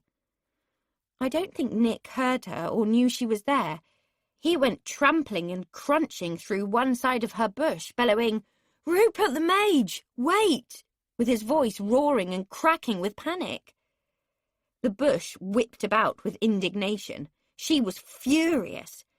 But I had no attention for that, because Nick was dragging me away at my wrist, and Rupert Venables just walked on and didn't seem to hear us yelling. We seemed to be mostly out in the open air by then, on a hillside of steep slanting banks, going downwards ahead of us. But there were regular dreadful places where it was all fuzzy sliding instead, where what was almost hillside, but not quite, moved giddily this way and that. There was hillside sliding overhead in those places, and we had to duck under with our stomachs squirming with vertigo and then jump over the fuzzy slidings underfoot because we neither of us dared touch those bits. And the relief of getting to grassy slope again would have been inexpressible, except that Rupert was always just that bit ahead, and we had to go hurtling, shouting, ducking and jumping down after him again. In the grassy bits, the sky kept changing, from cloudy to blue, to near dark, to sunset, and back to blue with white clouds. It made me feel sick. The nightmare ended in a lovely spring afternoon. Rupert jumped down ahead of us, and we jumped down after him, from what seemed to be the bank of a hedge into a dirt road. He walked slantwise across the road to a shabby white gate in the hedge opposite. We scuttled over after him for dear life. "Stop! Wait!" Nick croaked. "Help!" I added. He had his hand on the gate latch, but he spun round and stared at us. I have never seen him look so utterly outraged and angry, not even when he interrupted the witchy dance. "What the hell are you two doing here?" he said. His voice had the sort of cold clank to it of someone chipping stones. Nick quailed. I wanted to speak to you," he quavered. "We sort of followed you by mistake," I apologised. "We did shout, but you didn't seem to hear, and we didn't dare lose you." Rupert said nothing. He simply did that thing of taking hold of his left lens and pinning us with it, like vile germs on a gold-rimmed slide. I began to get angry myself at that. I remember thinking it was ridiculous, us all humble, and him glaring at us for something we couldn't help in a spot like that. There were violets and primroses growing on the banks by the gate, and a clump of tiny daffodils to one side. I could hear distant, gentle country noises, sheep bleating, and hens clucking and so on, and it seemed quite out of place and stupid for him to stand glaring and blaming us for being there. Nick was completely crushed by the lens treatment. That surprises me whenever I think of it. Until then, I've never known Master Nick crushed by anything. He said, "Sorry," and looked like a dog with its tail between its legs. That made me even angrier. "I'm sorry too," I said, "but it was an accident. Nick wanted to talk to you about computer games, so he ran after you. There's no call to fry us on your lens for it." Rupert breathed in. I could see he was going to say something that would blast me. But the gate opened out of his hand before he could speak, and a tall, untidy, farmerish man in green wellies looked out at us all.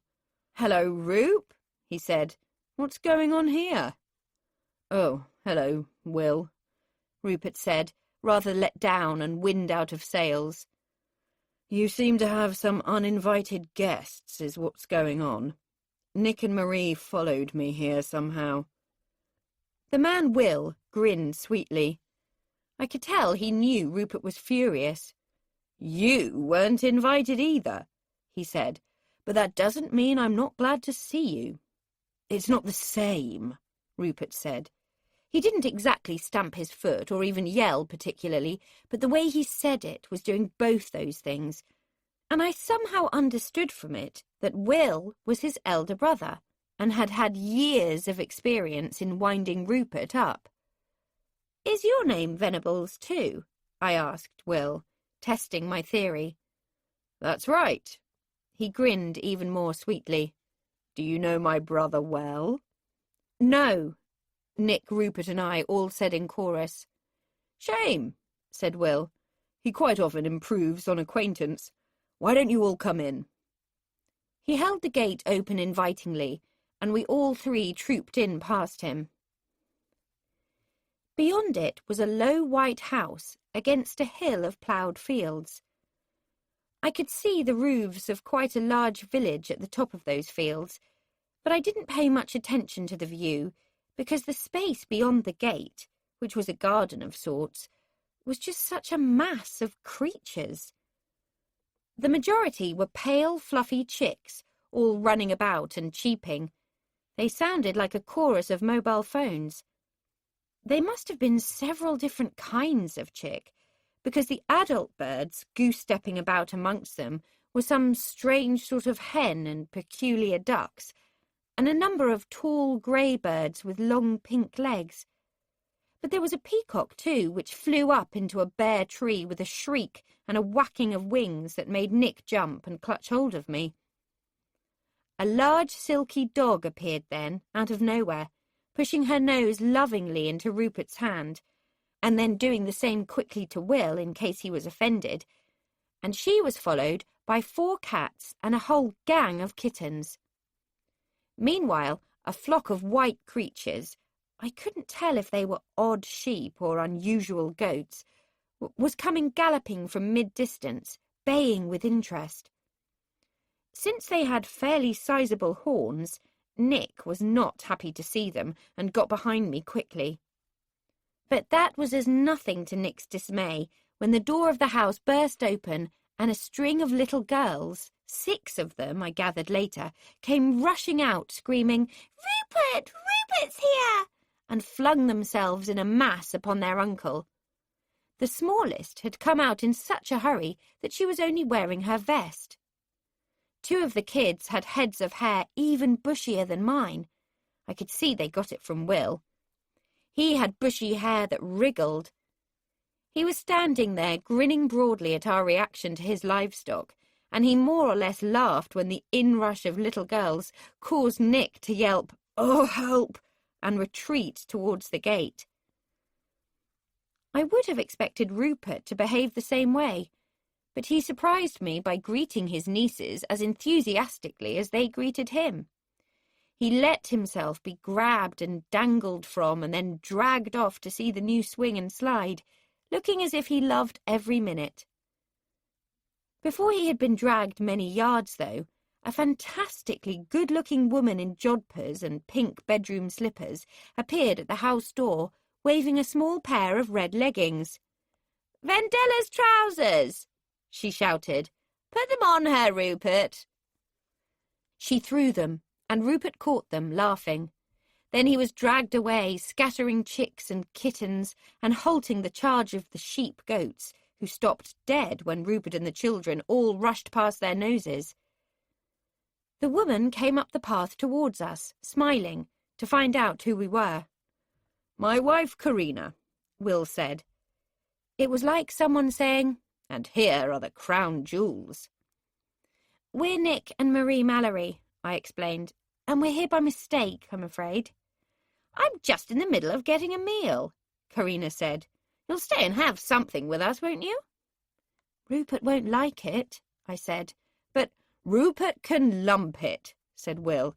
"Have we got enough food, Carrie?" "Eggs to burn," Karina called on her way back to the house.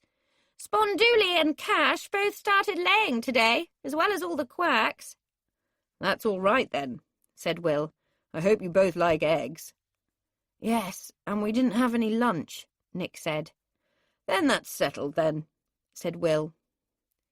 Then, in the most natural, casual way, he took us on a tour of the livestock, while he got out of us what had happened, and then gave us an explanation, which we certainly wouldn't have got out of Rupert.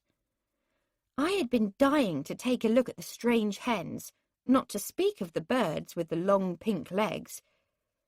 Will trudged casually in among the little running, cheeping birds in his great boots, picking up one here and another there, and upending them for me. "A quack chick," he said. "Female. Look, most of these are Buktaru quacks. Good layers. Nice feathers, too.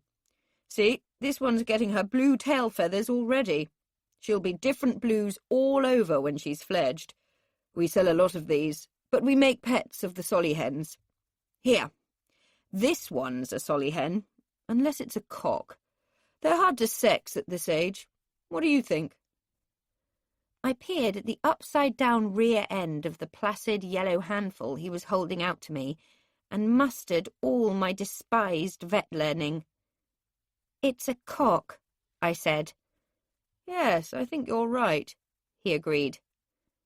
I could tell I had gone up in his estimation, so I risked saying, "But I never heard of a solly hen. Are they the ones that look like herons?" "No, those are buttes," he told me. "You don't have those in your world, or sollies either. Buttes are a bit like guinea fowl to eat, but they're much quieter to keep. They only shout if there's a fox near. When they shout, we turn Petra out." He petted the head of the silky dog. "Petra eats foxes for breakfast, don't you, lady?" Sollies, now, they're a bit like bantams, but they have lots of these little spotted feathers, and their combs are orange. Come and see the goats." He trudged away into an orchard-like section of the garden, followed by Petra, followed by me, followed by several buttes, followed by Nick, looking bored and traumatized. The white horned flock did not please Nick, although he pleased them. They bustled and butted around us, then concentrated on Nick and left drool on his jeans. "They're very intelligent," Will observed, "and perverse as hell. They're teasing you, Nick. Look pleased to see them, and they'll leave you alone." I was fascinated by the creatures, so of course they avoided me. They were so like sheep, except for the mad goat's eyes. Will told me they kept them for milk and for wool. We caught one and ran our hands through the silky, curly pelt, which he said made the most wonderful sweaters. Beautiful. I felt myself relaxing in a way I hadn't for years. I remembered all over again why I had decided to become a vet. The air of this place had something to do with it. It was wonderful, even laden with goat smell. Fresh, mild and light. Being in the hotel all those hours had given me a headache I hadn't noticed until then, when the air melted it away. I think it was having the same effect on Nick, unless it was the distant sound of Rupert being mobbed on the other side of the orchard. That seemed to please Nick, and it certainly pleased me. Anyway, as we went on into the vegetable plot, where wire runs held about 100 rabbits, I told Will how I hoped to be a vet, and he told me that he had almost trained as one too. He said they lived off the land here as far as possible. Then Nick and I both told him about the nightmare way we had followed Rupert here. "I thought you both looked pretty upset," Will said. "Transit from world to world can be unsettling, even if you know what you're doing. And Rupert wouldn't have been able to hear you shouting, or see you, unless he was deliberately looking. He was a universe ahead of you the whole time, you see." "You mean," Nick said challengingly, "that there really are other worlds?" "Infinite numbers," Will said cheerfully. "This may look like England here, but it isn't. It's a country called Albion, on a world, well, they call it the world, the people who live here, but we Magids call it Thule." "What," I said, "are Magids?" "So Rupert hasn't mentioned it to you?" Will asked, unhitching a gate to a hillside paddock. "I'm surprised. Or perhaps not. Earth is far enough naywards that you have to be fairly cautious who you tell. The ones who don't believe you try to lock you up, and the ones who do try to exploit you financially. But I should have thought he could have told you two. My brother's a bit of a stickler sometimes." The paddock contained a family of donkeys and several horses. We held the rest of the conversation, walking in among big grey and brown bodies, pulling stiff ears, smacking necks or stroking large pulpy noses, and pausing from time to comfort Petra, who was convinced she was far more interesting than a mere horse. At least I did all this. Nick found the horses too big and the donkeys highly unpredictable, and contented himself with petting Petra. "Right, Magids," said Will. "I am a Magid, Rupert is a Magid, and so is our brother Simon. It's actually fairly unusual, having 3 in the same family like this, but we all had the correct abilities, and Stan, our sponsor, said he wasn't going to let it worry him when 3 vacancies came up, one after the other. There are always a fixed number of Magids, you see. How many? Nick wanted to know. Good question, Will said, digging in the pockets of his old green coat for sugar. Old beliefs put the number at 36 or 38, but that was before it was confirmed that the number of worlds really is infinite. We think there may be as many Magids as there are worlds, but I only know 40 or so. But then Rupert probably knows a slightly different 40. Simon will know another very different 40. That's because he's in a world a good long way off from here. So there's one of you on every different world, is there? I asked, wondering whether to point out that the fawn-coloured donkey was lame. No, she's not lame. She's just faking it for sugar, aren't you, Melessia? Will said. He and the fawn donkey went forehead to forehead, possibly thrashing the matter out telepathically. It seems certain to me that one Magid ability, at least, is a measure of telepathy. But Will was talking to us at the same time. No, he said, we live where we like, as long as we can conveniently get to the places where we're needed. Some worlds have 10 Magids. Earth does, because it's comfortable. Thule only has me. Then there's the Coryphonic Empire. That has none. Everyone hates the place. All 11 worlds of it. But what do you do, exactly? Nick said. Not easy to put into words, Will said, posting a second lump of sugar into Melessia. Nope, that's your lot, girl. Basically, we're people who can control the currents that run through the worlds. Time currents, space currents. We can push history the way it needs to go, or people, or things if necessary. And you can see that means we have to have pretty strict rules to... Are you talking about politics? Nick said, suspicious and sceptical. Or some kind of magic? Both, Will said, after thinking about it. But I don't think any of us are politicians. It's too hard to stay honest. And we have to be honest. No, we mostly work with magic. There are so many different kinds of magic, though, that half the time I'm not sure what I'm using to work with. It's quite unusual for one of us to stand up and summon a thunderstorm, you know. We'd only do that if there was nothing else we could do. Mostly we do quiet things. You'd probably find it quite disappointing if you saw me at it. We saw one of you go from world to world, Nick said. That was fairly striking. And it was meant to be secret, I said. Why? And who controls you? Or do you just do things?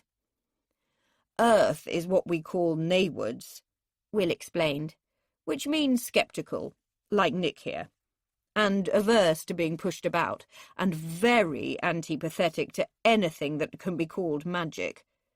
Magids do tend to be secretive on Earth, though a lot of us come from Earth, because you have to be damn strong to work magic there. If we weren't secret there, we'd disable half the things we try to do. As to what we do, well, we have a fairly wide brief to keep things running on the right lines, and we work largely on our own initiative, but we are directed. Each group of worlds has a senior Magid to keep the rest of us in order, and they hand down what are called intentions, from up there. He pointed to the pale blue spring sky above us, and then began to trudge back to the paddock gate, avoiding Nick's disbelieving stare, and maybe mine too. I kept up with Will, and so did the horses, hoping for sugar again. Look, I said, squeezing between the bay and the grey, do you seriously mean that? Is what they do up there a good thing? My dad has cancer, from out of the blue, from up there. If they do exist, they either don't care or they're pretty vile. Will stopped by the gate, waiting for Nick to nerve himself up to come through the horses after us. Cancer's on our level, he said, the human or animal level. Part of the conditions of existence, like you tearing your nice jacket or stepping on a mouse. Even they can't do much about that sort of thing, though you can ask, and they will try. They mostly deal in larger units, and their aims are right and good in the long term. Promise. How do you know? I demanded. They explain it to you when you get sponsored as a Magid, Will said. And again, from time to time. It's part of the wisdom you take on when you take the job. You swear to work for the good of the worlds, and you get told things in return. What things? Nick asked. He had come sidling up along the hedge. Will laughed at that. What we call the deep secrets, he said. So you can't tell us, I said. I felt scornful and disappointed.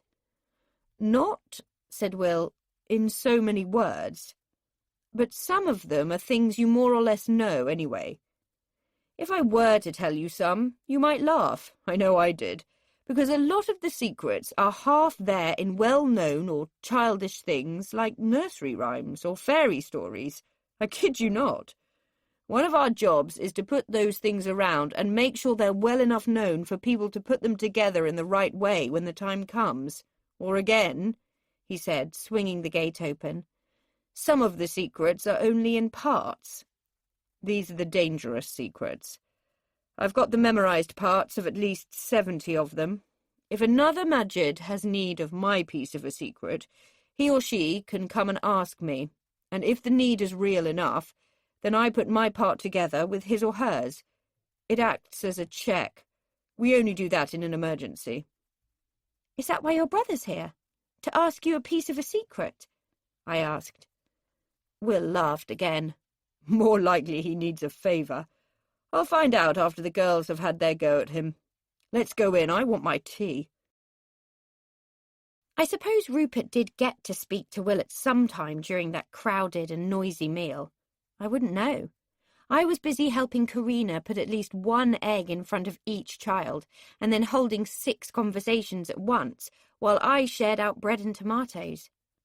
My fingernails caused much comment. Lion-headed Venetia wanted to know why they were so long. Smooth-haired Vanessa demanded to be told why they grew so yellow. Fair-haired Vanda speculated that I must hurt myself when I scratched. And her carrot-haired twin Viola wondered why her own nails always broke before they were anything like as long as mine. Yes, they were all V. Venables. Nice idea now, but there'll be problems when they're teenagers and getting letters from boys. Little lion-haired Valentina was the one who kept shrilling to be told what use my nails were. Endlessly useful, I told her. I'll show you. And I caused much amazement by nipping the top off her egg by digging my nails through its shell. Then, of course, I had to do the same for 5 more eggs. In addition, I acquired a kitten on each knee every time I sat down. My good genes are all pecked and pulled on the thighs now. We all sat round a crowded table in a room with a low ceiling and sunset light coming in through a window lined with geraniums in pots. I enjoyed it, but poor Nick was not happy. Free-range livestock, he said to me feelingly. Free-range cats, free-range kids. I wish I was in a cage. Well, I know how I felt in my aunt's house, so I shouldn't blame him. And just so that I wouldn't think Karina and Will were living in any sort of a superhuman idyll, they contrived to have a short, loud spat halfway through tea. I don't know how it started, but Karina suddenly screamed, "Oh, don't be so damn superior, Will. Stop looking so smug. Rupert's quite right." To which Will roared, "Bloody hell, Carrie, he's my brother." I could see Rupert at the far end of the table trying to look as if this had nothing to do with him. Nick looked alarmed. His parents never shout. But the 6 kids went on chatting at the tops of their voices. I could see they were quite used to it. Venetia grinned at me and yelled in my ear, "You should see them when they throw eggs. It's really funny. We get under the table then. The row passed. Rupert eventually stood up and said we'd got to get back to the hotel. I made some comment that it would be polite to help with the washing up. Rupert gave me one of his stony glares, so did Nick. Dishwashers were invented for people like Nick, but I could see Karina and Will didn't have one. Will said, in his most expansive, benevolent way, that the dishes were his chore, and then contrived to look gentle and tragic so that I knew he was being saintly. Will and Karina, too, were both covering up for the way Rupert was still so obviously furious with us.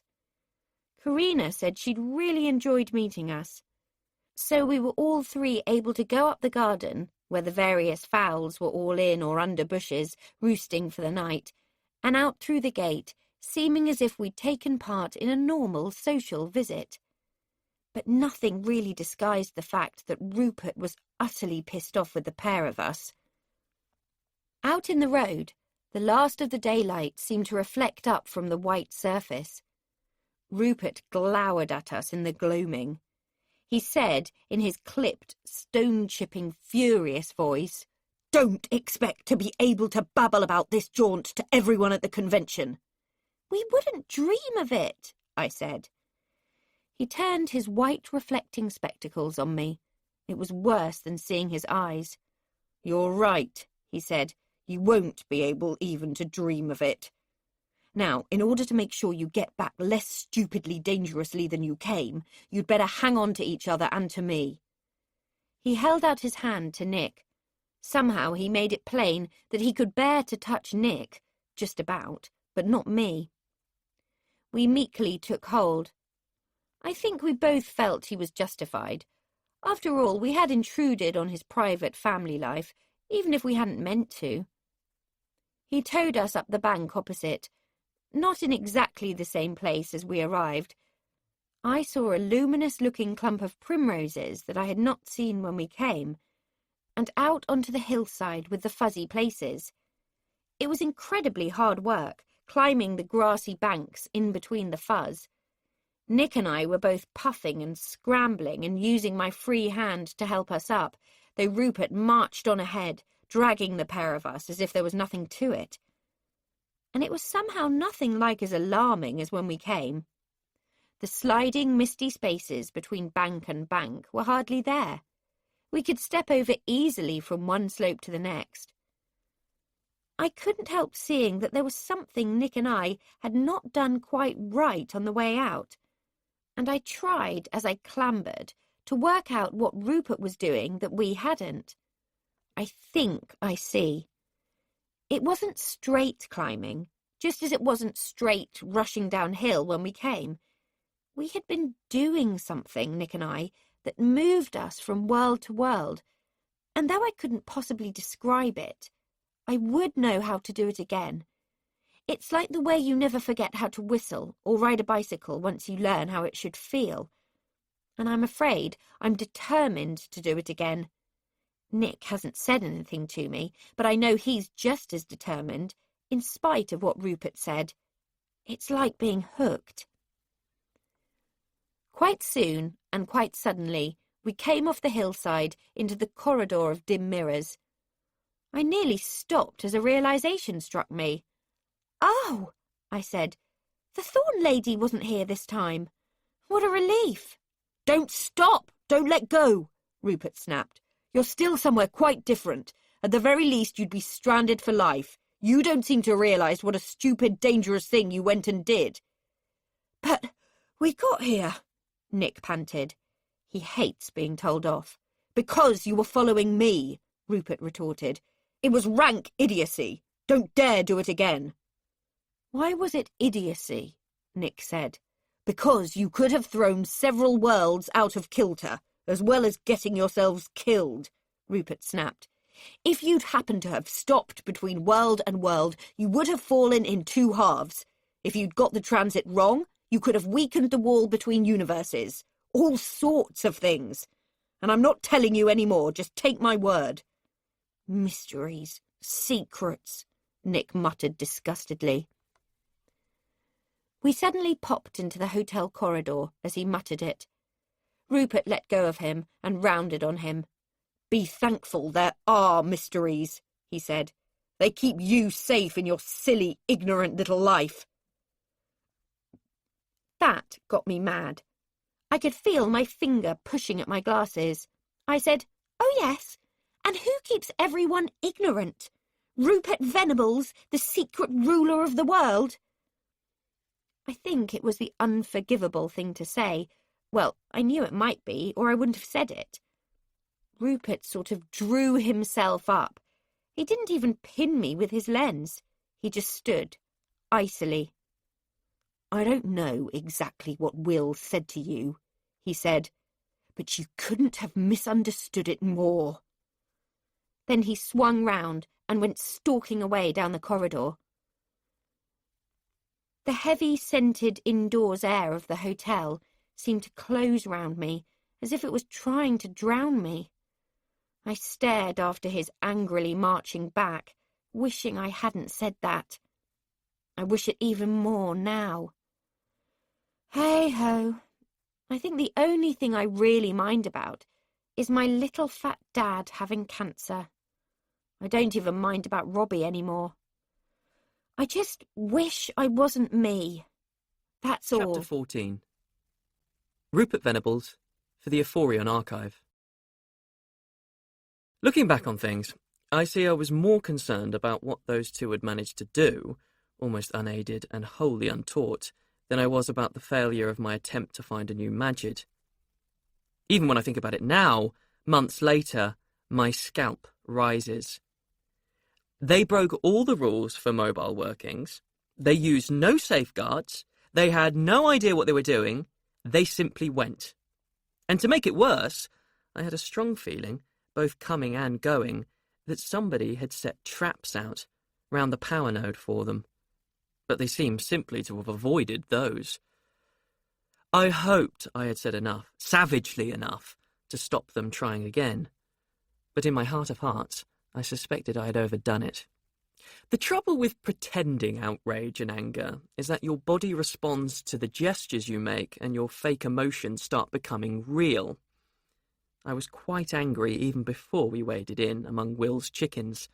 When, during tea, Will told me, looking his smuggest, that he had seen no reason not to tell them all about Magids, I almost hit the beams in his ceiling. Thule is not Earth. I was glad Karina agreed with me.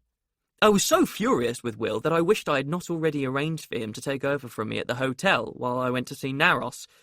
I would have asked someone else, gladly. What I should have done is to have sat carefully down and let my precognition work on why I was so furious and alarmed. But I was quivering all over and angry with Will too, and I confused those feelings with my exasperation about Fisk and Thurles. Possibly I confused Stan too, but his precognition was never as acute as mine. I didn't get to talk to Stan anyway until the Saturday morning. Every time I looked out into the staff car park, there seemed to be at least 4 of the hotel employees out there, wandering from car to car. They appeared to be looking for something. Since I had no wish to draw attention to my illegally parked car, I went indoors again. But Saturday morning, when I tried once more, there must have been a good 20 people out there, including the hotel manager. I heard him say, "No, I don't know where the devil it's coming from either, but I know it's Scarlatti." Oops, I thought, and dived indoors again. It took me 20 minutes, sitting unobtrusively on an old tubular chair outside the kitchens, to persuade them to stop their search for the source of the music and go back to work. They were convinced the staff car park was haunted, and, being natives of Naywood's old Earth, they were not going to leave until they had found a rational explanation instead. I put the explanation before them. I dandled it. I waved it enticingly, and they still rightly suspected a ghost. Finally, I got to work on the manager himself and persuaded him to give up in disgust and send the rest about their business. One of the chefs went in past me, saying, "Well, all I can say is that if it is a car radio, why is it always the same music?" The waiter with him agreed. 36 hours it's been going. Any car would have a flat battery by this time. I went cautiously out to where my car sat disguised as a B-Reg Ford, drawing power from the sun and exuding a faint, far-off tinkle of scarlatti. I could understand why the hotel staff were spooked. Unless you knew, the sound didn't seem to be coming from anywhere. "Stan," I began as I unlocked the door. "What's going on? What were all those people hunting for?" he wanted to know. "You," I said. He was very chastened when I explained. "You mean I've got to go without music even?" he said piteously. "What am I supposed to do?" "Can't you make yourself psychic earphones or something?" I demanded. "I've got enough on my mind without you terrifying the hotel staff." "I never thought of that. Psychic earphones now," he mused. "Let's see." I was about to point out to him rather acidly that he was not here to learn all 500-odd Scarlatti sonatas by heart when he said, "You're going to wipe that list then?" And I realised he was just kidding me. "It's more or less wiped itself," I told him. Fisk massaged my hands for an hour while she told me my aura was like a grey psychic blanket, but unfortunately the greyness is hers. She's swathed in it. She can't see outside it anymore. I don't know what she's done to herself, but she smells of the bad stuff. Furless, too. "Hang on. What do you mean, smells?" Stan interrupted. If the mad Gabrielizovich could describe this sensation as smell, then so could I thought. "You must know the feeling, Stan. It's like acid indigestion to your soul, or as if someone was sponging your mind down with strong bleach. You get it when black practitioners start to talk to you, or in bad cases when they just look at you." "Oh, I get you," Stan said. "Mind burn, I used to call it. Furless has it too." "Much stronger than Fisk," I said. I talked to him for quite a time, while he gave me a dreary history of all the times people have let him down, or insulted him, or pinched his ideas, or persuaded publishers not to take his latest book. In the end, I asked him straight out if it might not be his own fault. I asked him if he'd ever gone out of his way to be nice to anyone, or had a kind or an affectionate thought.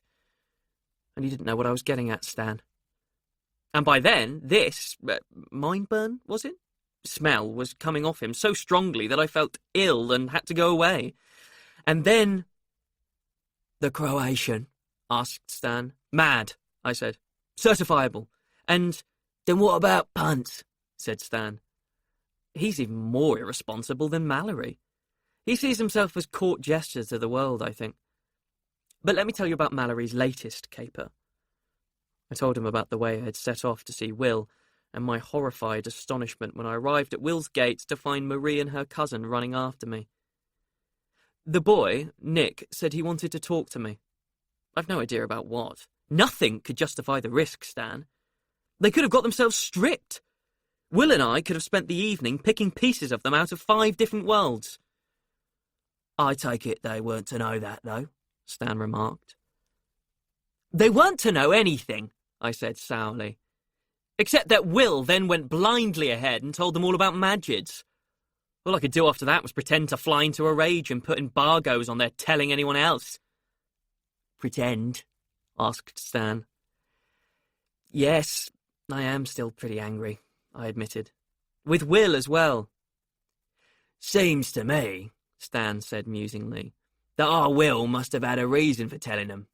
I admit he's a tactless bugger, always shooting his mouth off, but he surely got to have thought there were Magid material after what they did. Was it just the girl who transferred them both, or did the boy do it too?" "Both of them," I said. "That boy's pretty gifted in a quiet way. But for one thing, he's too young, and for another, he's about the most self-centered kid I've ever met. I don't think Will thought at all. And yes, I'm going to wipe that list and start looking all over again just as soon as I've unwound this working."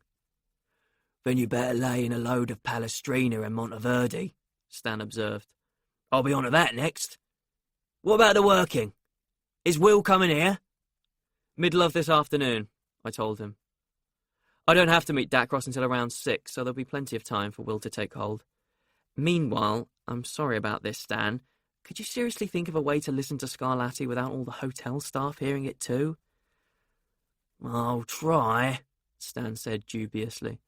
It won't be easy, but I'll do what I can. I left him to try and went back into the hotel. There was a panel on at midday on what makes good fantasy, and I thought I might pass the time by going to it and finding out. In the meantime, I bought one of Hotel Babylon's excellent pots of coffee and took it into the grand lobby to drink. The area was, as usual, crammed with people, some in strange attire and most of them looking thoroughly hungover after the publishers' parties the night before. Ted Mallory was sitting in one corner, looking more hungover than anyone. His wife sat beside him, obviously bored, in a new and startling jumper. At a quick glance, it looked as if someone had thrown a pint of blood at her right breast. Whatever the red stuff was, it glistened like a raw wound. I looked hastily away and spotted Marie and Nick Mallory perched on a bench at the side of the area under one of the long windows. It occurred to me to wonder, as I made my way over to them, at the way the elder Mallorys took almost no notice of the younger ones. I had realised at yesterday's breakfast, of course, just how acutely Janine disliked Marie, but I did marvel that, apart from buttering one slice of toast for him, she had never, to my knowledge, done anything maternal for Nick. Maybe it was simply that Nick didn't let her. People of 14 are touchy about mothers fussing around them. But Nick seemed to rely heavily on Marie instead. The marvel of it, to me, was that Janine tolerated that. She did not strike me as a woman who tolerated much. I suppose I speculated this way to disguise from myself the fact that I was going to talk to them. I planted my coffee tray on the windowsill and found I was saying, "Coffee, either of you? I got the largest size of pot." They were both looking thoroughly dejected. I know my heart smote me. I suppose I wanted to make amends. That it was mostly my fault they were so dejected was plain. They both looked up warily, almost relieved I seemed friendly, but not sure I was.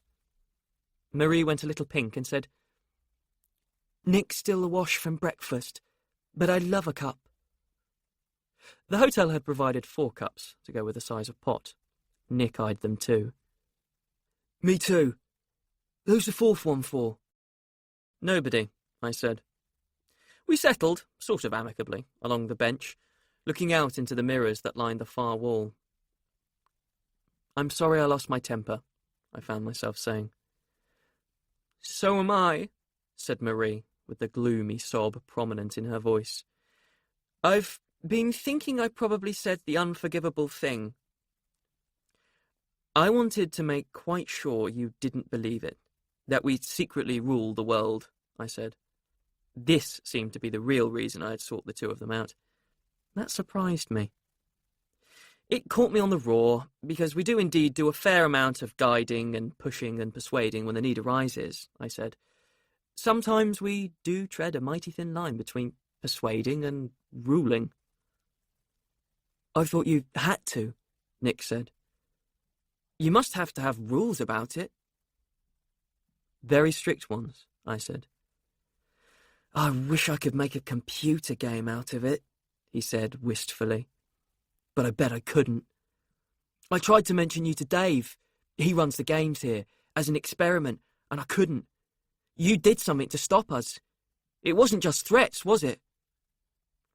It turned out that the reason they had run after me was Nick's passionate desire to sell a couple of games he had invented. I have come across games submitted by kids before. They stink, frankly, and I had no reason to think Nick's inventions were any different. But I was still wanting to make amends. I gave him a few names and addresses which he wrote down rapturously. While he wrote, Marie said, "There must be times when you can't guide, or you know you mustn't. It must have been like that in the World Wars. How does that work? It's been worrying me." "It can be agonising," I said, thinking of my current dealings with the Corophonic Empire. "You just have to stand aside. Sometimes you get a directive to leave things alone, but sometimes you have to work out for yourself that there's nothing you can do. There are times when you even have to go in and make things worse, knowing that millions of people—" I stopped, because she had stopped attending. Her face was bright red and she was staring, one finger to the bridge of her glasses, at something across the room. Around us, the buzz of talk had died down considerably. I could hear gasps and murmurs.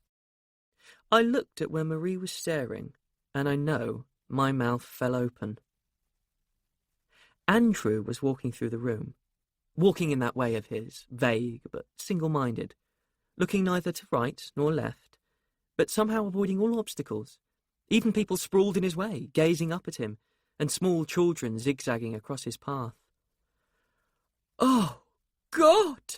Marie gasped sobbingly. "The fabulous Nordic type again!" It looked as if every female in the place was saying, or thinking, the same. Even Janine had both hands clasped to her bleeding bosom and stared with the rest. Andrew certainly seemed healthier than when I last saw him. There was better colour in his face, and he strode with a swing. But I never have the least idea what makes a man attractive to women. To me, he was just my neighbour in a surprising holiday mood. I hadn't realised he had meant to attend the convention, but he had clearly paid at the door. He was even wearing convention-type clothes, more so than mine. A matter of a knee-length embroidered jacket in red and brown baggy pants that seemed to be cross-gartered. At any rate, red criss-cross bindings flashed forth with each of his purposeful strides from knee to foot. "Wonderful," said Marie. Nick jabbed my arm with his pen. "Look in the mirrors."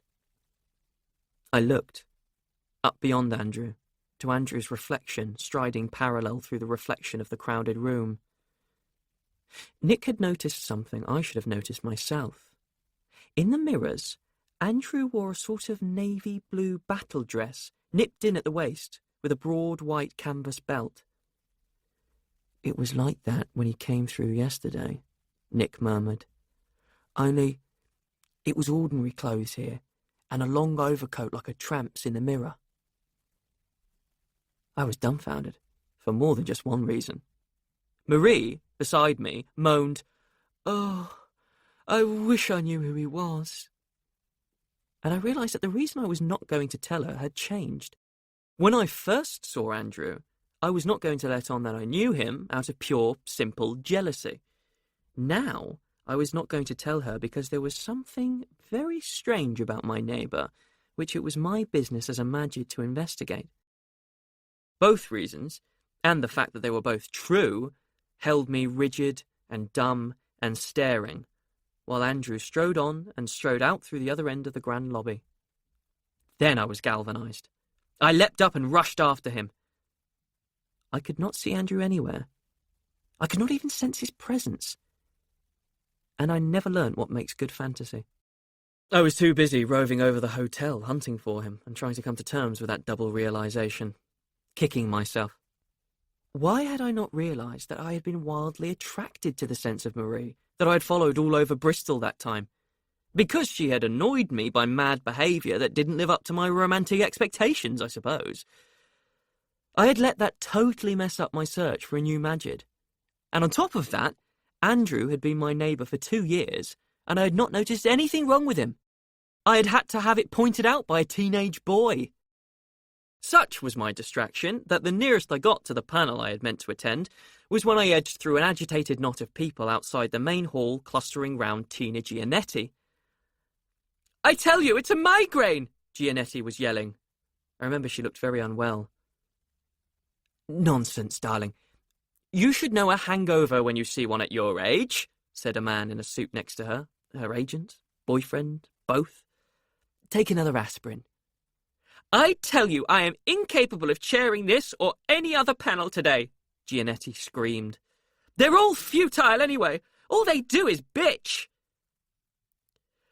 "Why not go in there and see how you do, Miss Giannetti?" Maxim was suggesting in the soothing tones of pure desperation as I edged by.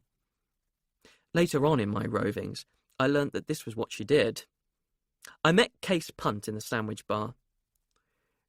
"And that was just about all she did," he told me with his mouth full. "She leant back in her chair and let the speakers get on with it. It was a great joke. because each of them bobbed up and said that their own book was the only good fantasy ever written, except for the great Ted Mallory, who said he was not going to compete. He had a hangover too, I think, I said. Hangovers or not, both Tina Giannetti and Ted Mallory happened to be in the hotel foyer that afternoon when Will made his unintentionally dramatic entry. Rupert Venables continued. I went down to the foyer to meet Will, still trying to digest my discoveries of the morning. I was not happy with myself. There was still no sign of Andrew, and, as for Marie, I found I was actively avoiding her. I had seen her in the distance several times and had deliberately gone the other way. I checked the foyer anxiously as I came down the stairs, in case she was there. At first sight, the place seemed empty of anyone but the doll-like Finnish receptionist, Odile. Outside the big glass doors, the wide space of the market street was likewise empty. Will was to arrive immediately outside those doors. I put myself where I could be sure of seeing him the instant he came, ready to make a diversion in the unlikely event of Odile's noticing something strange about his arrival, and then checked the mirrors in the ceiling for hidden observers. And there they both were. Tina Giannetti was crouched in a chair behind a potted palm tree to one side of the foyer, undoubtedly hiding from her suited boyfriend. She seemed to be holding an ice pack to her forehead. Ted Mallory was asleep behind a fern on the other side. I winced a bit, by association, at the sight of Mallory, but I didn't think either of them was capable of noticing much. I strolled about, hands in pockets, waiting, unworried by anything but the oddness of Andrew and my trouble over Marie. Almost at once, the long-suffering Maxim Howe bounded down the stairs into the foyer area, saying loudly, Okay, we'll have it out here, Wendy. I don't want the whole con stirred up again." He was followed by a large lady, whining belligerently.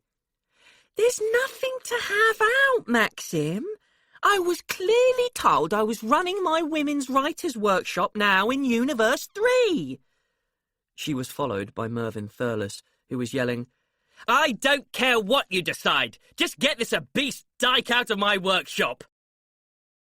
"I'm not standing here to be insulted, Maxim," Wendy trumpeted. Ted Mallory sat up and scowled. Tina Giannetti curled down further in her chair. Maxim ran his hands through his blonde Egyptian curls and got himself between Thurles and the large Wendy. "It's a clear case of double booking," he said, raising and lowering both hands in imploring chopping motions. And there was an almighty squeal of tyres from outside the glass doors. Next second, something large and four-legged banged through those doors, crossed the foyer too fast for me to see it clearly, and vanished up the stairs in a spatter of blood. The receptionist came to curiously robotic life. She swung round, pointing stiffly, and cried out, "No horses allowed in this hotel! No horses in the hotel!" "My God!" said Thurles. "Someone just rode a horse through here!" In the overhead mirror, I had a sight of Tina Giannetti, bolt upright and staring from dark, pouched eyes. At the same moment, I was seized fiercely and tremulously from behind. I spun round to find myself nose to nose with Ted Mallory, who was staring much like Giannetti. "Tell me I haven't got DTs, man," he said chokingly. "Tell me I didn't just see a centaur come through here." A centaur, I thought. Oh my God! Simultaneously, I realised that Wendy had fainted. She was in a rather large heap on the floor, with Maxim and Thurles crouching over her. In a moment of panic and inspiration, I remembered things I had not even known I had read in today's convention programme. "It's the masquerade tonight," I told Ted Mallory. "Someone's in costume already." "But it was pouring with blood. I thought I saw it pouring with blood," he said. "Tomato ketchup," I told him soothingly. "Tomato ketchup." The glass doors clashed again behind him. Will staggered through them, white as a sheet, and stared at me beseechingly. Beyond the doors, I could see his pseudo-Land Rover crookedly stopped halfway up the shallow steps outside. For a nasty instant, I thought Will was injured too. "It's all right," I said to Ted Mallory. "I'll take care of it. I'll look into it, I mean. You go and look after Gianetti and the receptionist. I pushed him that way. Gianetti was now laughing in a way that sounded like oncoming hysterics, and Odile was green. He shambled off. I dashed over to Will. "A centaur," Will said. "I hit a centaur, Rupert. We both came through at the same spot at the same moment, and I hit him, Rupert." "It's all right," I said. "I'll go and find him, see how badly he's hurt. You get that vehicle out of sight in the staff car park and then come to my room, number 555. Will nodded shakily and staggered for the doors again. I avoided the efforts of Maxim, Thurles, and Ted Mallory to grab me and demand explanations I couldn't give, and sprinted up the stairs. It was not hard to track the centaur. He was bleeding quite badly. The carpet was printed with small, neat crescents, widely spread in a panicked gallop, accompanied by a red trail to the left of them that glistened like Janine's jumper. I raced along it, wishing more and more devoutly that I was any real good at healing, followed it as it veered sideways. The waiter who had been pushing the tall trolley that caused the veer was still there, and stared at me as piteously as Will had. "Masquerade! Tomato ketchup!" I told him, as I swerved round him and his trolley, and found myself in the main function hall. There had been a panel in progress here, and this was now in total confusion. But at least, I thought as I sprinted amongst the milling audience, these people, as befitted fantasy fans, were reacting with amazement rather than panic. "Masquerade!" I told a large man with fangs on his t-shirt, who accosted me with questions. "Slight accident. Horse bolted." "What a marvellous costume!" cried a small lady with ook on her shirt. "This has made my day." Well, that makes one of us, I thought. "Good! Great!" I gasped, zigzagging along the trail, giving out soothing cries of "Tomato ketchup! Masquerade!" as I went. No one seemed to have tried to stop the centaur. Probably just as well. Someone could have been kicked. The trail swerved to the far doors in a speckle of crimson and a smallish red handprint, and out into the corridor beyond. I raced round leftwards after it, among mirrors and round a right-angle turn, along again and then round 2 more corners. Too many right angles. I swore as I ran. Someone had been messing with a node again. Finally, I whirled into the area above the foyer again, where the lifts were. The nearer lift had smears of blood on the door. Its door was shut, and the green arrow indicated the lift was in use, going up. The hurt centaur seemed to have gone to ground in the lift. It was hard to blame him, but someone losing blood like that had to be in urgent need of attention.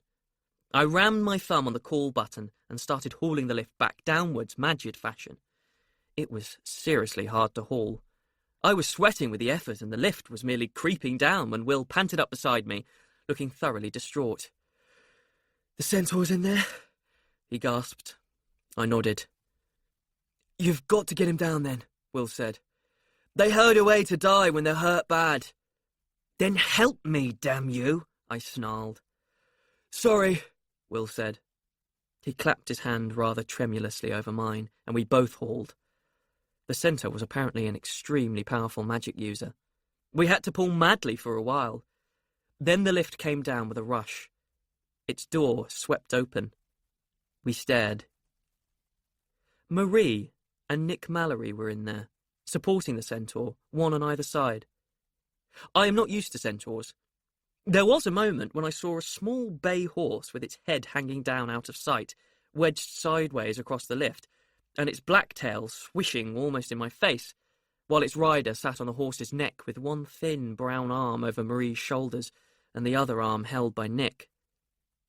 The rider's head was resting against Nick's chest. Long black hair draped over Nick's supporting hands.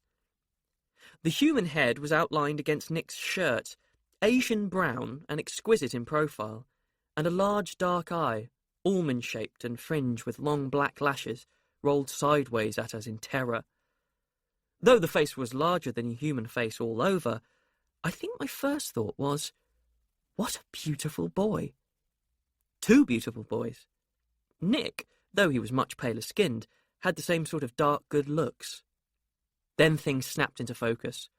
Horse and boy became one being, with a lot of blood on the lift floor. Marie jabbed at her glasses and raised her chin across the Centaur's bowed back. "I'm a trainee vet," she said. "We were trying to get him to my room for first aid until you two fools interfered." "Take him to my room," I said. "It's nearer the lifts." I hauled Will in behind me and wedged us both into the lift alongside the Centaur. Will jabbed the button marked 5 and we shot upwards at an unholy speed. "Will hit him with his car," I explained. "Then he'll be horribly bruised too," Marie said. "Shit." The Centaur's head stirred against Nick's chest. "Naros sent me," he said. He had a pleasant, husky voice. "I was to come here because the Emperor's dead." "That's all right," I said. "I'm the Magid in charge. You came to the right place." The Centaur became agitated at this. One rear hoof lashed the lift door and the husky voice cracked as he said, "You don't understand! I have to fetch the right person. Naros is forbidden to talk to anyone but the right person." "Steady, steady," Marie said. She sounded like Stan putting a stopper on me. I said, "Don't worry about it. I've arranged to go and talk to Naros this evening." That was all there was time for before the lift banged to a halt on floor 5. And it was just like our current luck that, for the first time ever, there was quite a crowd of people waiting to go down. About half of them were already in costume for the masquerade. I stared out at a towering papier-mâché and plastic alien, a gentleman in Tudor court dress, 2 young men in almost nothing but boots, basques and bras, a slender girl apparently clad in a bead curtain, and ordinary people clustered among them.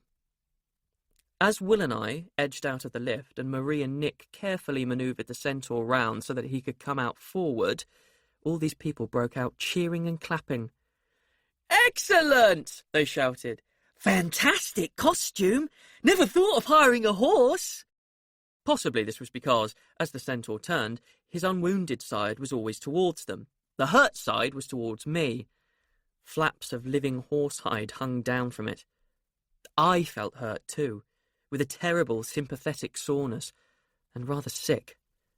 At least the bleeding seemed to have stopped, although the lift floor was a marsh of blood. I slammed its door shut behind us all, sealed it Magid fashion, and made sure that lift would not move from this floor until I was ready to deal with it. Will hurriedly brought the other lift up instead. The Centaur was near fainting by this time. His hooves staggered and his legs splayed. Since the variously dressed folk getting into the other lift were all staring over their shoulders at him, Will said, smiling inanely, "He's got to go away and practice, you know." "Well done, Nick," the alien said, bending to enter the lift. He seemed to have conflated the Centaur and Nick, regardless of the fact that the two were side by side. I thought, as I passed Marie my room key and got under the Centaur's left arm in her place, that it was the clearest case I had ever seen of someone simply not believing their eyes. But Nick was highly annoyed by the confusion. He said, in an angry blare, "Before this, I thought the people at this con were the only ones I'd ever met who understood when things weren't ordinary. But they're just as bad as anyone." Will took a look at Nick and decided that Nick was even more shaken than he was himself. He took over, supporting the Centaur's right arm. "Everyone has limitations," he said. "They can't help it if they're not all super brains like you, Nick," Marie snapped. She was looking vainly along the corridor for my room number. I remembered the extra right angles I had sprinted round downstairs. I clenched my teeth and dragged everything back into place. "What's up?" asked Will. "Someone keeps fooling with a node here," I said. Marie made no comment. She just gave me an approving nod as the door labelled 555 slid to a stop in front of her, put the key in, opened it, and took charge. "Oh, good," she said. "Lots of space. Nick, you belt off to my room and fetch my leather vet case. Rupert, go and collect my kettle and any others you can and get them all full of boiling water. But first think of some way to keep him standing up. He looks as if he's going to fall over, and I can't get at him if he does." In mere instants, we were all flying about at Marie's commands. Will and I dismantled the trouser press on the wall and, by hasty Magid means, got it to act as a tall shelf-like table so that the tottering Centaur lad could rest his forearms on it. This he did gratefully. His glorious brown features were all dragged out of shape by pain, and he had begun shaking. While Will and I were growing the legs of the padded stool in front of the dressing table, Marie put her hands on the Centaur's quivering arms. "I never caught your name, sweetheart." "Robios," he answered.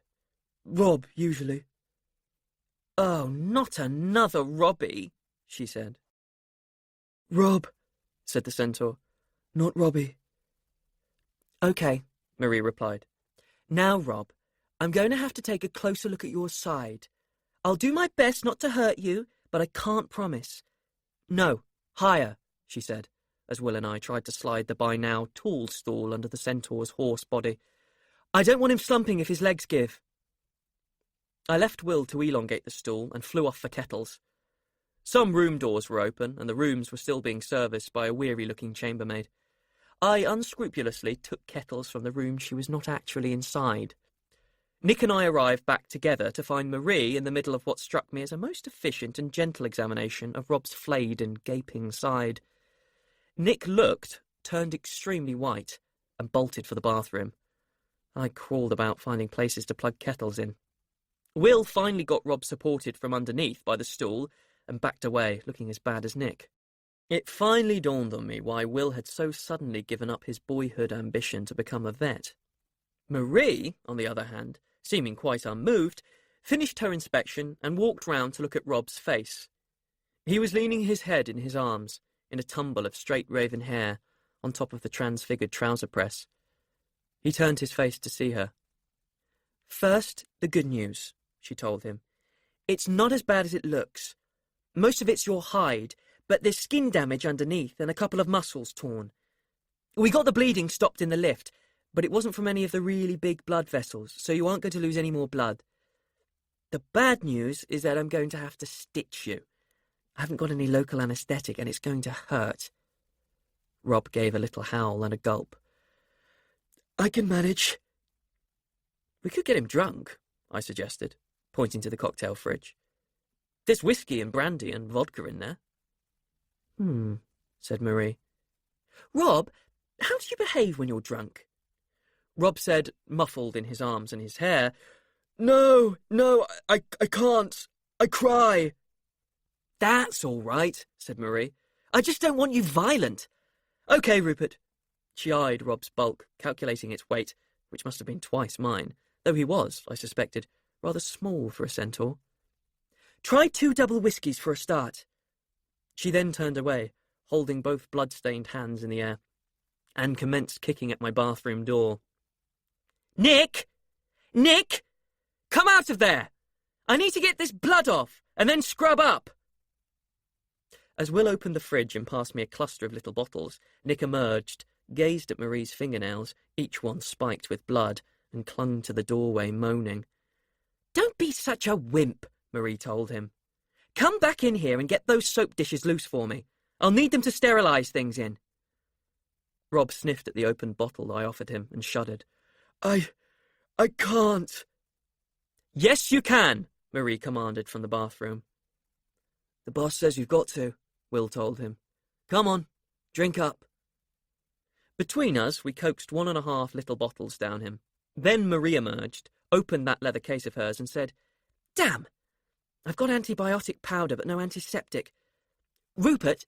"I'm on my way," I said. I caught up with the chambermaid just as she was wheeling her service trolley away. "What do you want it for?" she understandably wanted to know. "The guest of honour's son has been a little ill," I told her truthfully. "He isn't the only one," she said. "I think half the rooms up here were drunk last night. That's why you're lucky to catch me. That and Maureen leaving because of that ghost playing music in the staff car park." "Oh, it's not still doing it," I groaned, and then bound to add prudently, "I saw everyone looking for it this morning." "Yes," she said, "still at it. I mean, if it was pop, you'd know it was a car radio, but it's always classical stuff, all tinkly." "Then it has to be a ghost. I see what you mean," I said sympathetically, wondering what I could do to stand to stop him. "It is a bit much, I agree." I came back with an armload of various disinfectants to a room thick with the steam from 4 kettles and the smell of blood and horse. Will and Nick were humbly arranging implements and thread in soap dishes, cups, saucers, and the lid of my silver shaving kit. There were now 3 empty little bottles in front of Rob. His face looked healthier because of the warmer brown flush to it. Marie stood among it all with a pair of scissors. She accorded me an approving nod. "Good, thanks." Snip went the scissors. Snip, snip. Pieces of long yellow fingernail flew across the steamy room. "Bring those disinfectants into the bathroom and I'll show you how to scrub up properly. There must be all sorts of bugs in this world that Rob's system isn't used to, and I'm not taking any chances." I saw that I had been volunteered for nurse attendant. It was fair enough, considering the state Will and Nick were both still in. But I had got by so far only by carefully not looking at Rob's left flank, and I was not at all sure I could manage.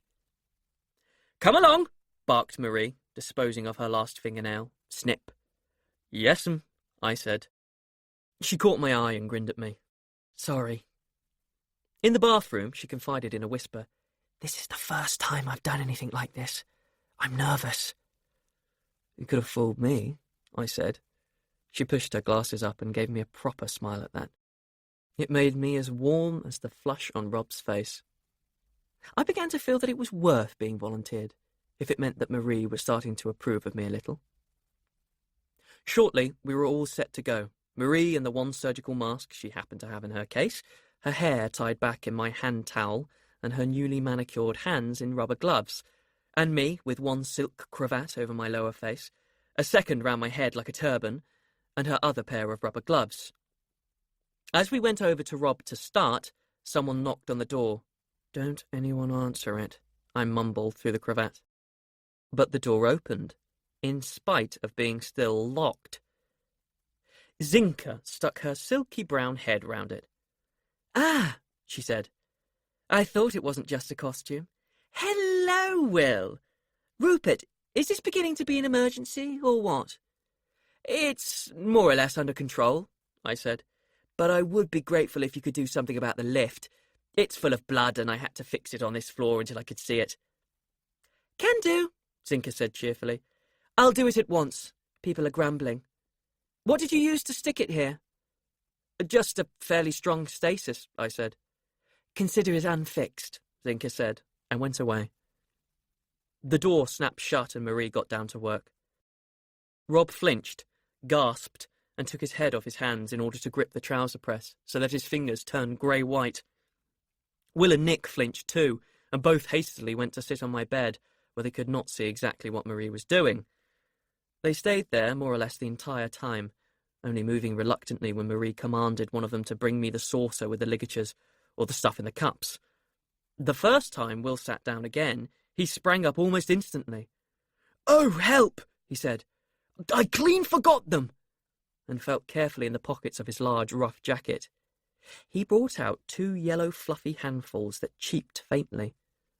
"Orphan quack chicks," he explained. "I meant to leave them at home."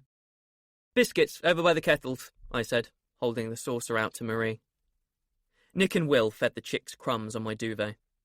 At least this gave Rob something to watch. I wondered how he could bear it without screaming. I said to Marie, "This looks worse than your aunt's jumper." She said, busy with little tiny stitchings, "Yes, I thought she'd cut her breast off for a moment." Then we both came to a little and said simultaneously, "Sorry, Nick." "Why?" said Nick. "I thought it was hideous too. I don't have to like it just because she's my mother, do I?" Rob gave a throaty yell. "Fetch him some more whiskey, Nick," Marie said. "And talk if you can, Rob. It'll take your mind off this. Talk about this dead emperor. I want to know." So Rob talked. He leant on the trouser press, with his face periodically twisted in pain, talking. No doubt the whiskey helped him to babble, but I think he was also a naturally garrulous person. I could rather easily imagine him in happier times, cantering around with his friends and chattering until those friends told him, "Oh, do shut up, Rob." And it was curiously memorable, that young, husky voice talking on as Marie worked and, every so often, breaking into a squawk when Marie dragged another piece of his hide into place. Much of what Rob said was well known to me, if not to the other 3, but not all of it. I remember him saying, "The Emperor has 3 grades of wives, you know. It used to be just 2, true wives and high ladies, and they all lived with the emperor in the imperial palace. But this emperor, he's dead now, I keep forgetting, Timos the Ninth, had a third grade just called consorts, and he didn't regard them as important enough to live with him. Naros says that this emperor had a passion for grading everything. He graded the high ladies and left gaps in the grading in case he got new ones who ranked higher than the ones he had already. He never filled rank 8, but he had a 9 and a 10. Of course, he graded all the children he had by them too.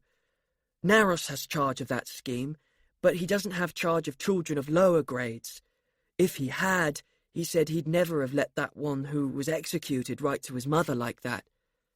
But consorts' children were always farmed out to people in quite humble circumstances a long way away from Euphorion. So, I thought, this was why the Emperor had so casually executed young Timotheo. He was the son of a mere consort, expendable, and he might have been a nuisance later, since he was, technically, the eldest. I found myself remembering that varnished courtroom and young Timotheo's incredulity when they pronounced the sentence of death on him. I missed quite a bit of what Rob said next, and am not sure how he got on to the subject of the colony on Thalangia. Naros is my uncle, he was saying, when I could attend. That's why I'm here. Me and Chris, we're both his nephews. We're the only ones who are allowed out. There's very strict security. Chris and I spend half the year there, and half with the rest of our family, and we're not supposed to talk about Naros when we're outside. I shouldn't really be saying this. But the Emperor's dead, so I suppose it doesn't matter now. Anyway, as I was saying, Naros has charge of the children of the true wives, and knows how they're graded and what their real names are, and how to identify them when the time comes. The children themselves have no idea who they are, of course. It was not easy to interrupt Rob now he was talking. I tried to at this point. If Rob himself knew which imperial child was which, and it sounded as if he might, it would make my task that much easier. But he talked through my attempt to interrupt him, and Marie was the one who broke into his talk, frowning while she took another threaded needle from me. What a crazy idea, she said. A kid's got to be an emperor, and he's no idea even who he is, and not the least idea what it takes to govern a country, and he's never even been outside this colony of yours. It makes no sense. Does your uncle educate the heir in statecraft, at least? No, of course not, said Rob. That wouldn't be safe. As he is, he's safe, and the Empire's safe from the sons trying to overthrow their father, or unscrupulous people using the sons to... Piffle, Marie said. Piffle and propaganda. Nick, didn't someone try that here? The Ottoman Empire, or one of those? That's right, Nick confirmed from my bed, studiously not looking Marie's way. And it didn't work. I can't remember which empire it was either, but I do know they shut all the heirs away in a sort of palace prison. And when they let the new sultan out, he hadn't a clue, and he was scared of everything. They were dreadful, weak rulers. I sighed. So I went and let the new ruler out, and this was how the empire fell to pieces. As was intended. I was fairly sure Nick and Marie had got their facts right. I seem to recall something of the kind too. Naros has trained them all in the right kind of ethics, Rob protested. And blood will out. The new emperor is no coward, and he's no one's fool. You'll see. Do you know which he is? I managed to ask at last. No, only Naros knows that, Rob replied. I was speaking generally. His head slumped down on his arms. Is it going to take much longer? Nearly done, said Marie. This sudden collapse of Rob's was understandable, and probably genuine, but I was fairly sure he was letting it happen because he thought he had said more than he ought to have done. I did not pester him. I would be seeing Naros myself soon enough. Rob remained with his face in his arms until Marie tied off the last stitch and said, "There, done." Then it was clear that Rob was truly in a state of collapse.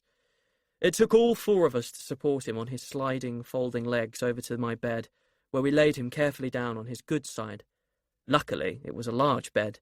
He filled most of it. Marie leant over him to say, "How about your top half? I think you've got a cracked rib there, but I can't do much for that." Rob muttered something we took to mean that he would be more comfortable with his shirt off. It was a sleeveless blue jerkin with no fastenings. We managed to ease it off over his head. He muttered again, anxiously. "You're all stitched up," Marie said, leaning over him again. "There was no skin missing, so I could match it all together almost perfectly. With any luck, it really won't show very much when the stitches come out." "I hope it won't," Will said. "He's such a beautiful kid." This was true. With his shirt off and a gold medallion with the Empire crest on it glinting against his brown neck, Rob was practically perfect. Even with dark smudges of pain and shock under the one eye we could see now his head was on my pillow, even with one side of his horse body laced with stitching and grey with powder, he was beautiful. The young human torso flowed like a harmony into the shapely horse body. "He can hear you. You'll give him a swelled head," Marie said. Rob had certainly heard. There was a faint, satisfied smile on his ravaged face. He knew he was beautiful, all right. I suspect he had been terrified, as he rushed round the hotel, that his beauty had been spoiled forever. Now, reassured, he visibly relaxed and fell asleep. We covered him with a duvet and wearily cleared up. "God," said Marie, "I'm pooped. I'm going to lie down. Nick, come with me and make me some coffee." The two of them departed, taking one of the kettles. It was very convincing, and I had enough on my mind. It never occurred to me, or to Will, that there was any duplicity.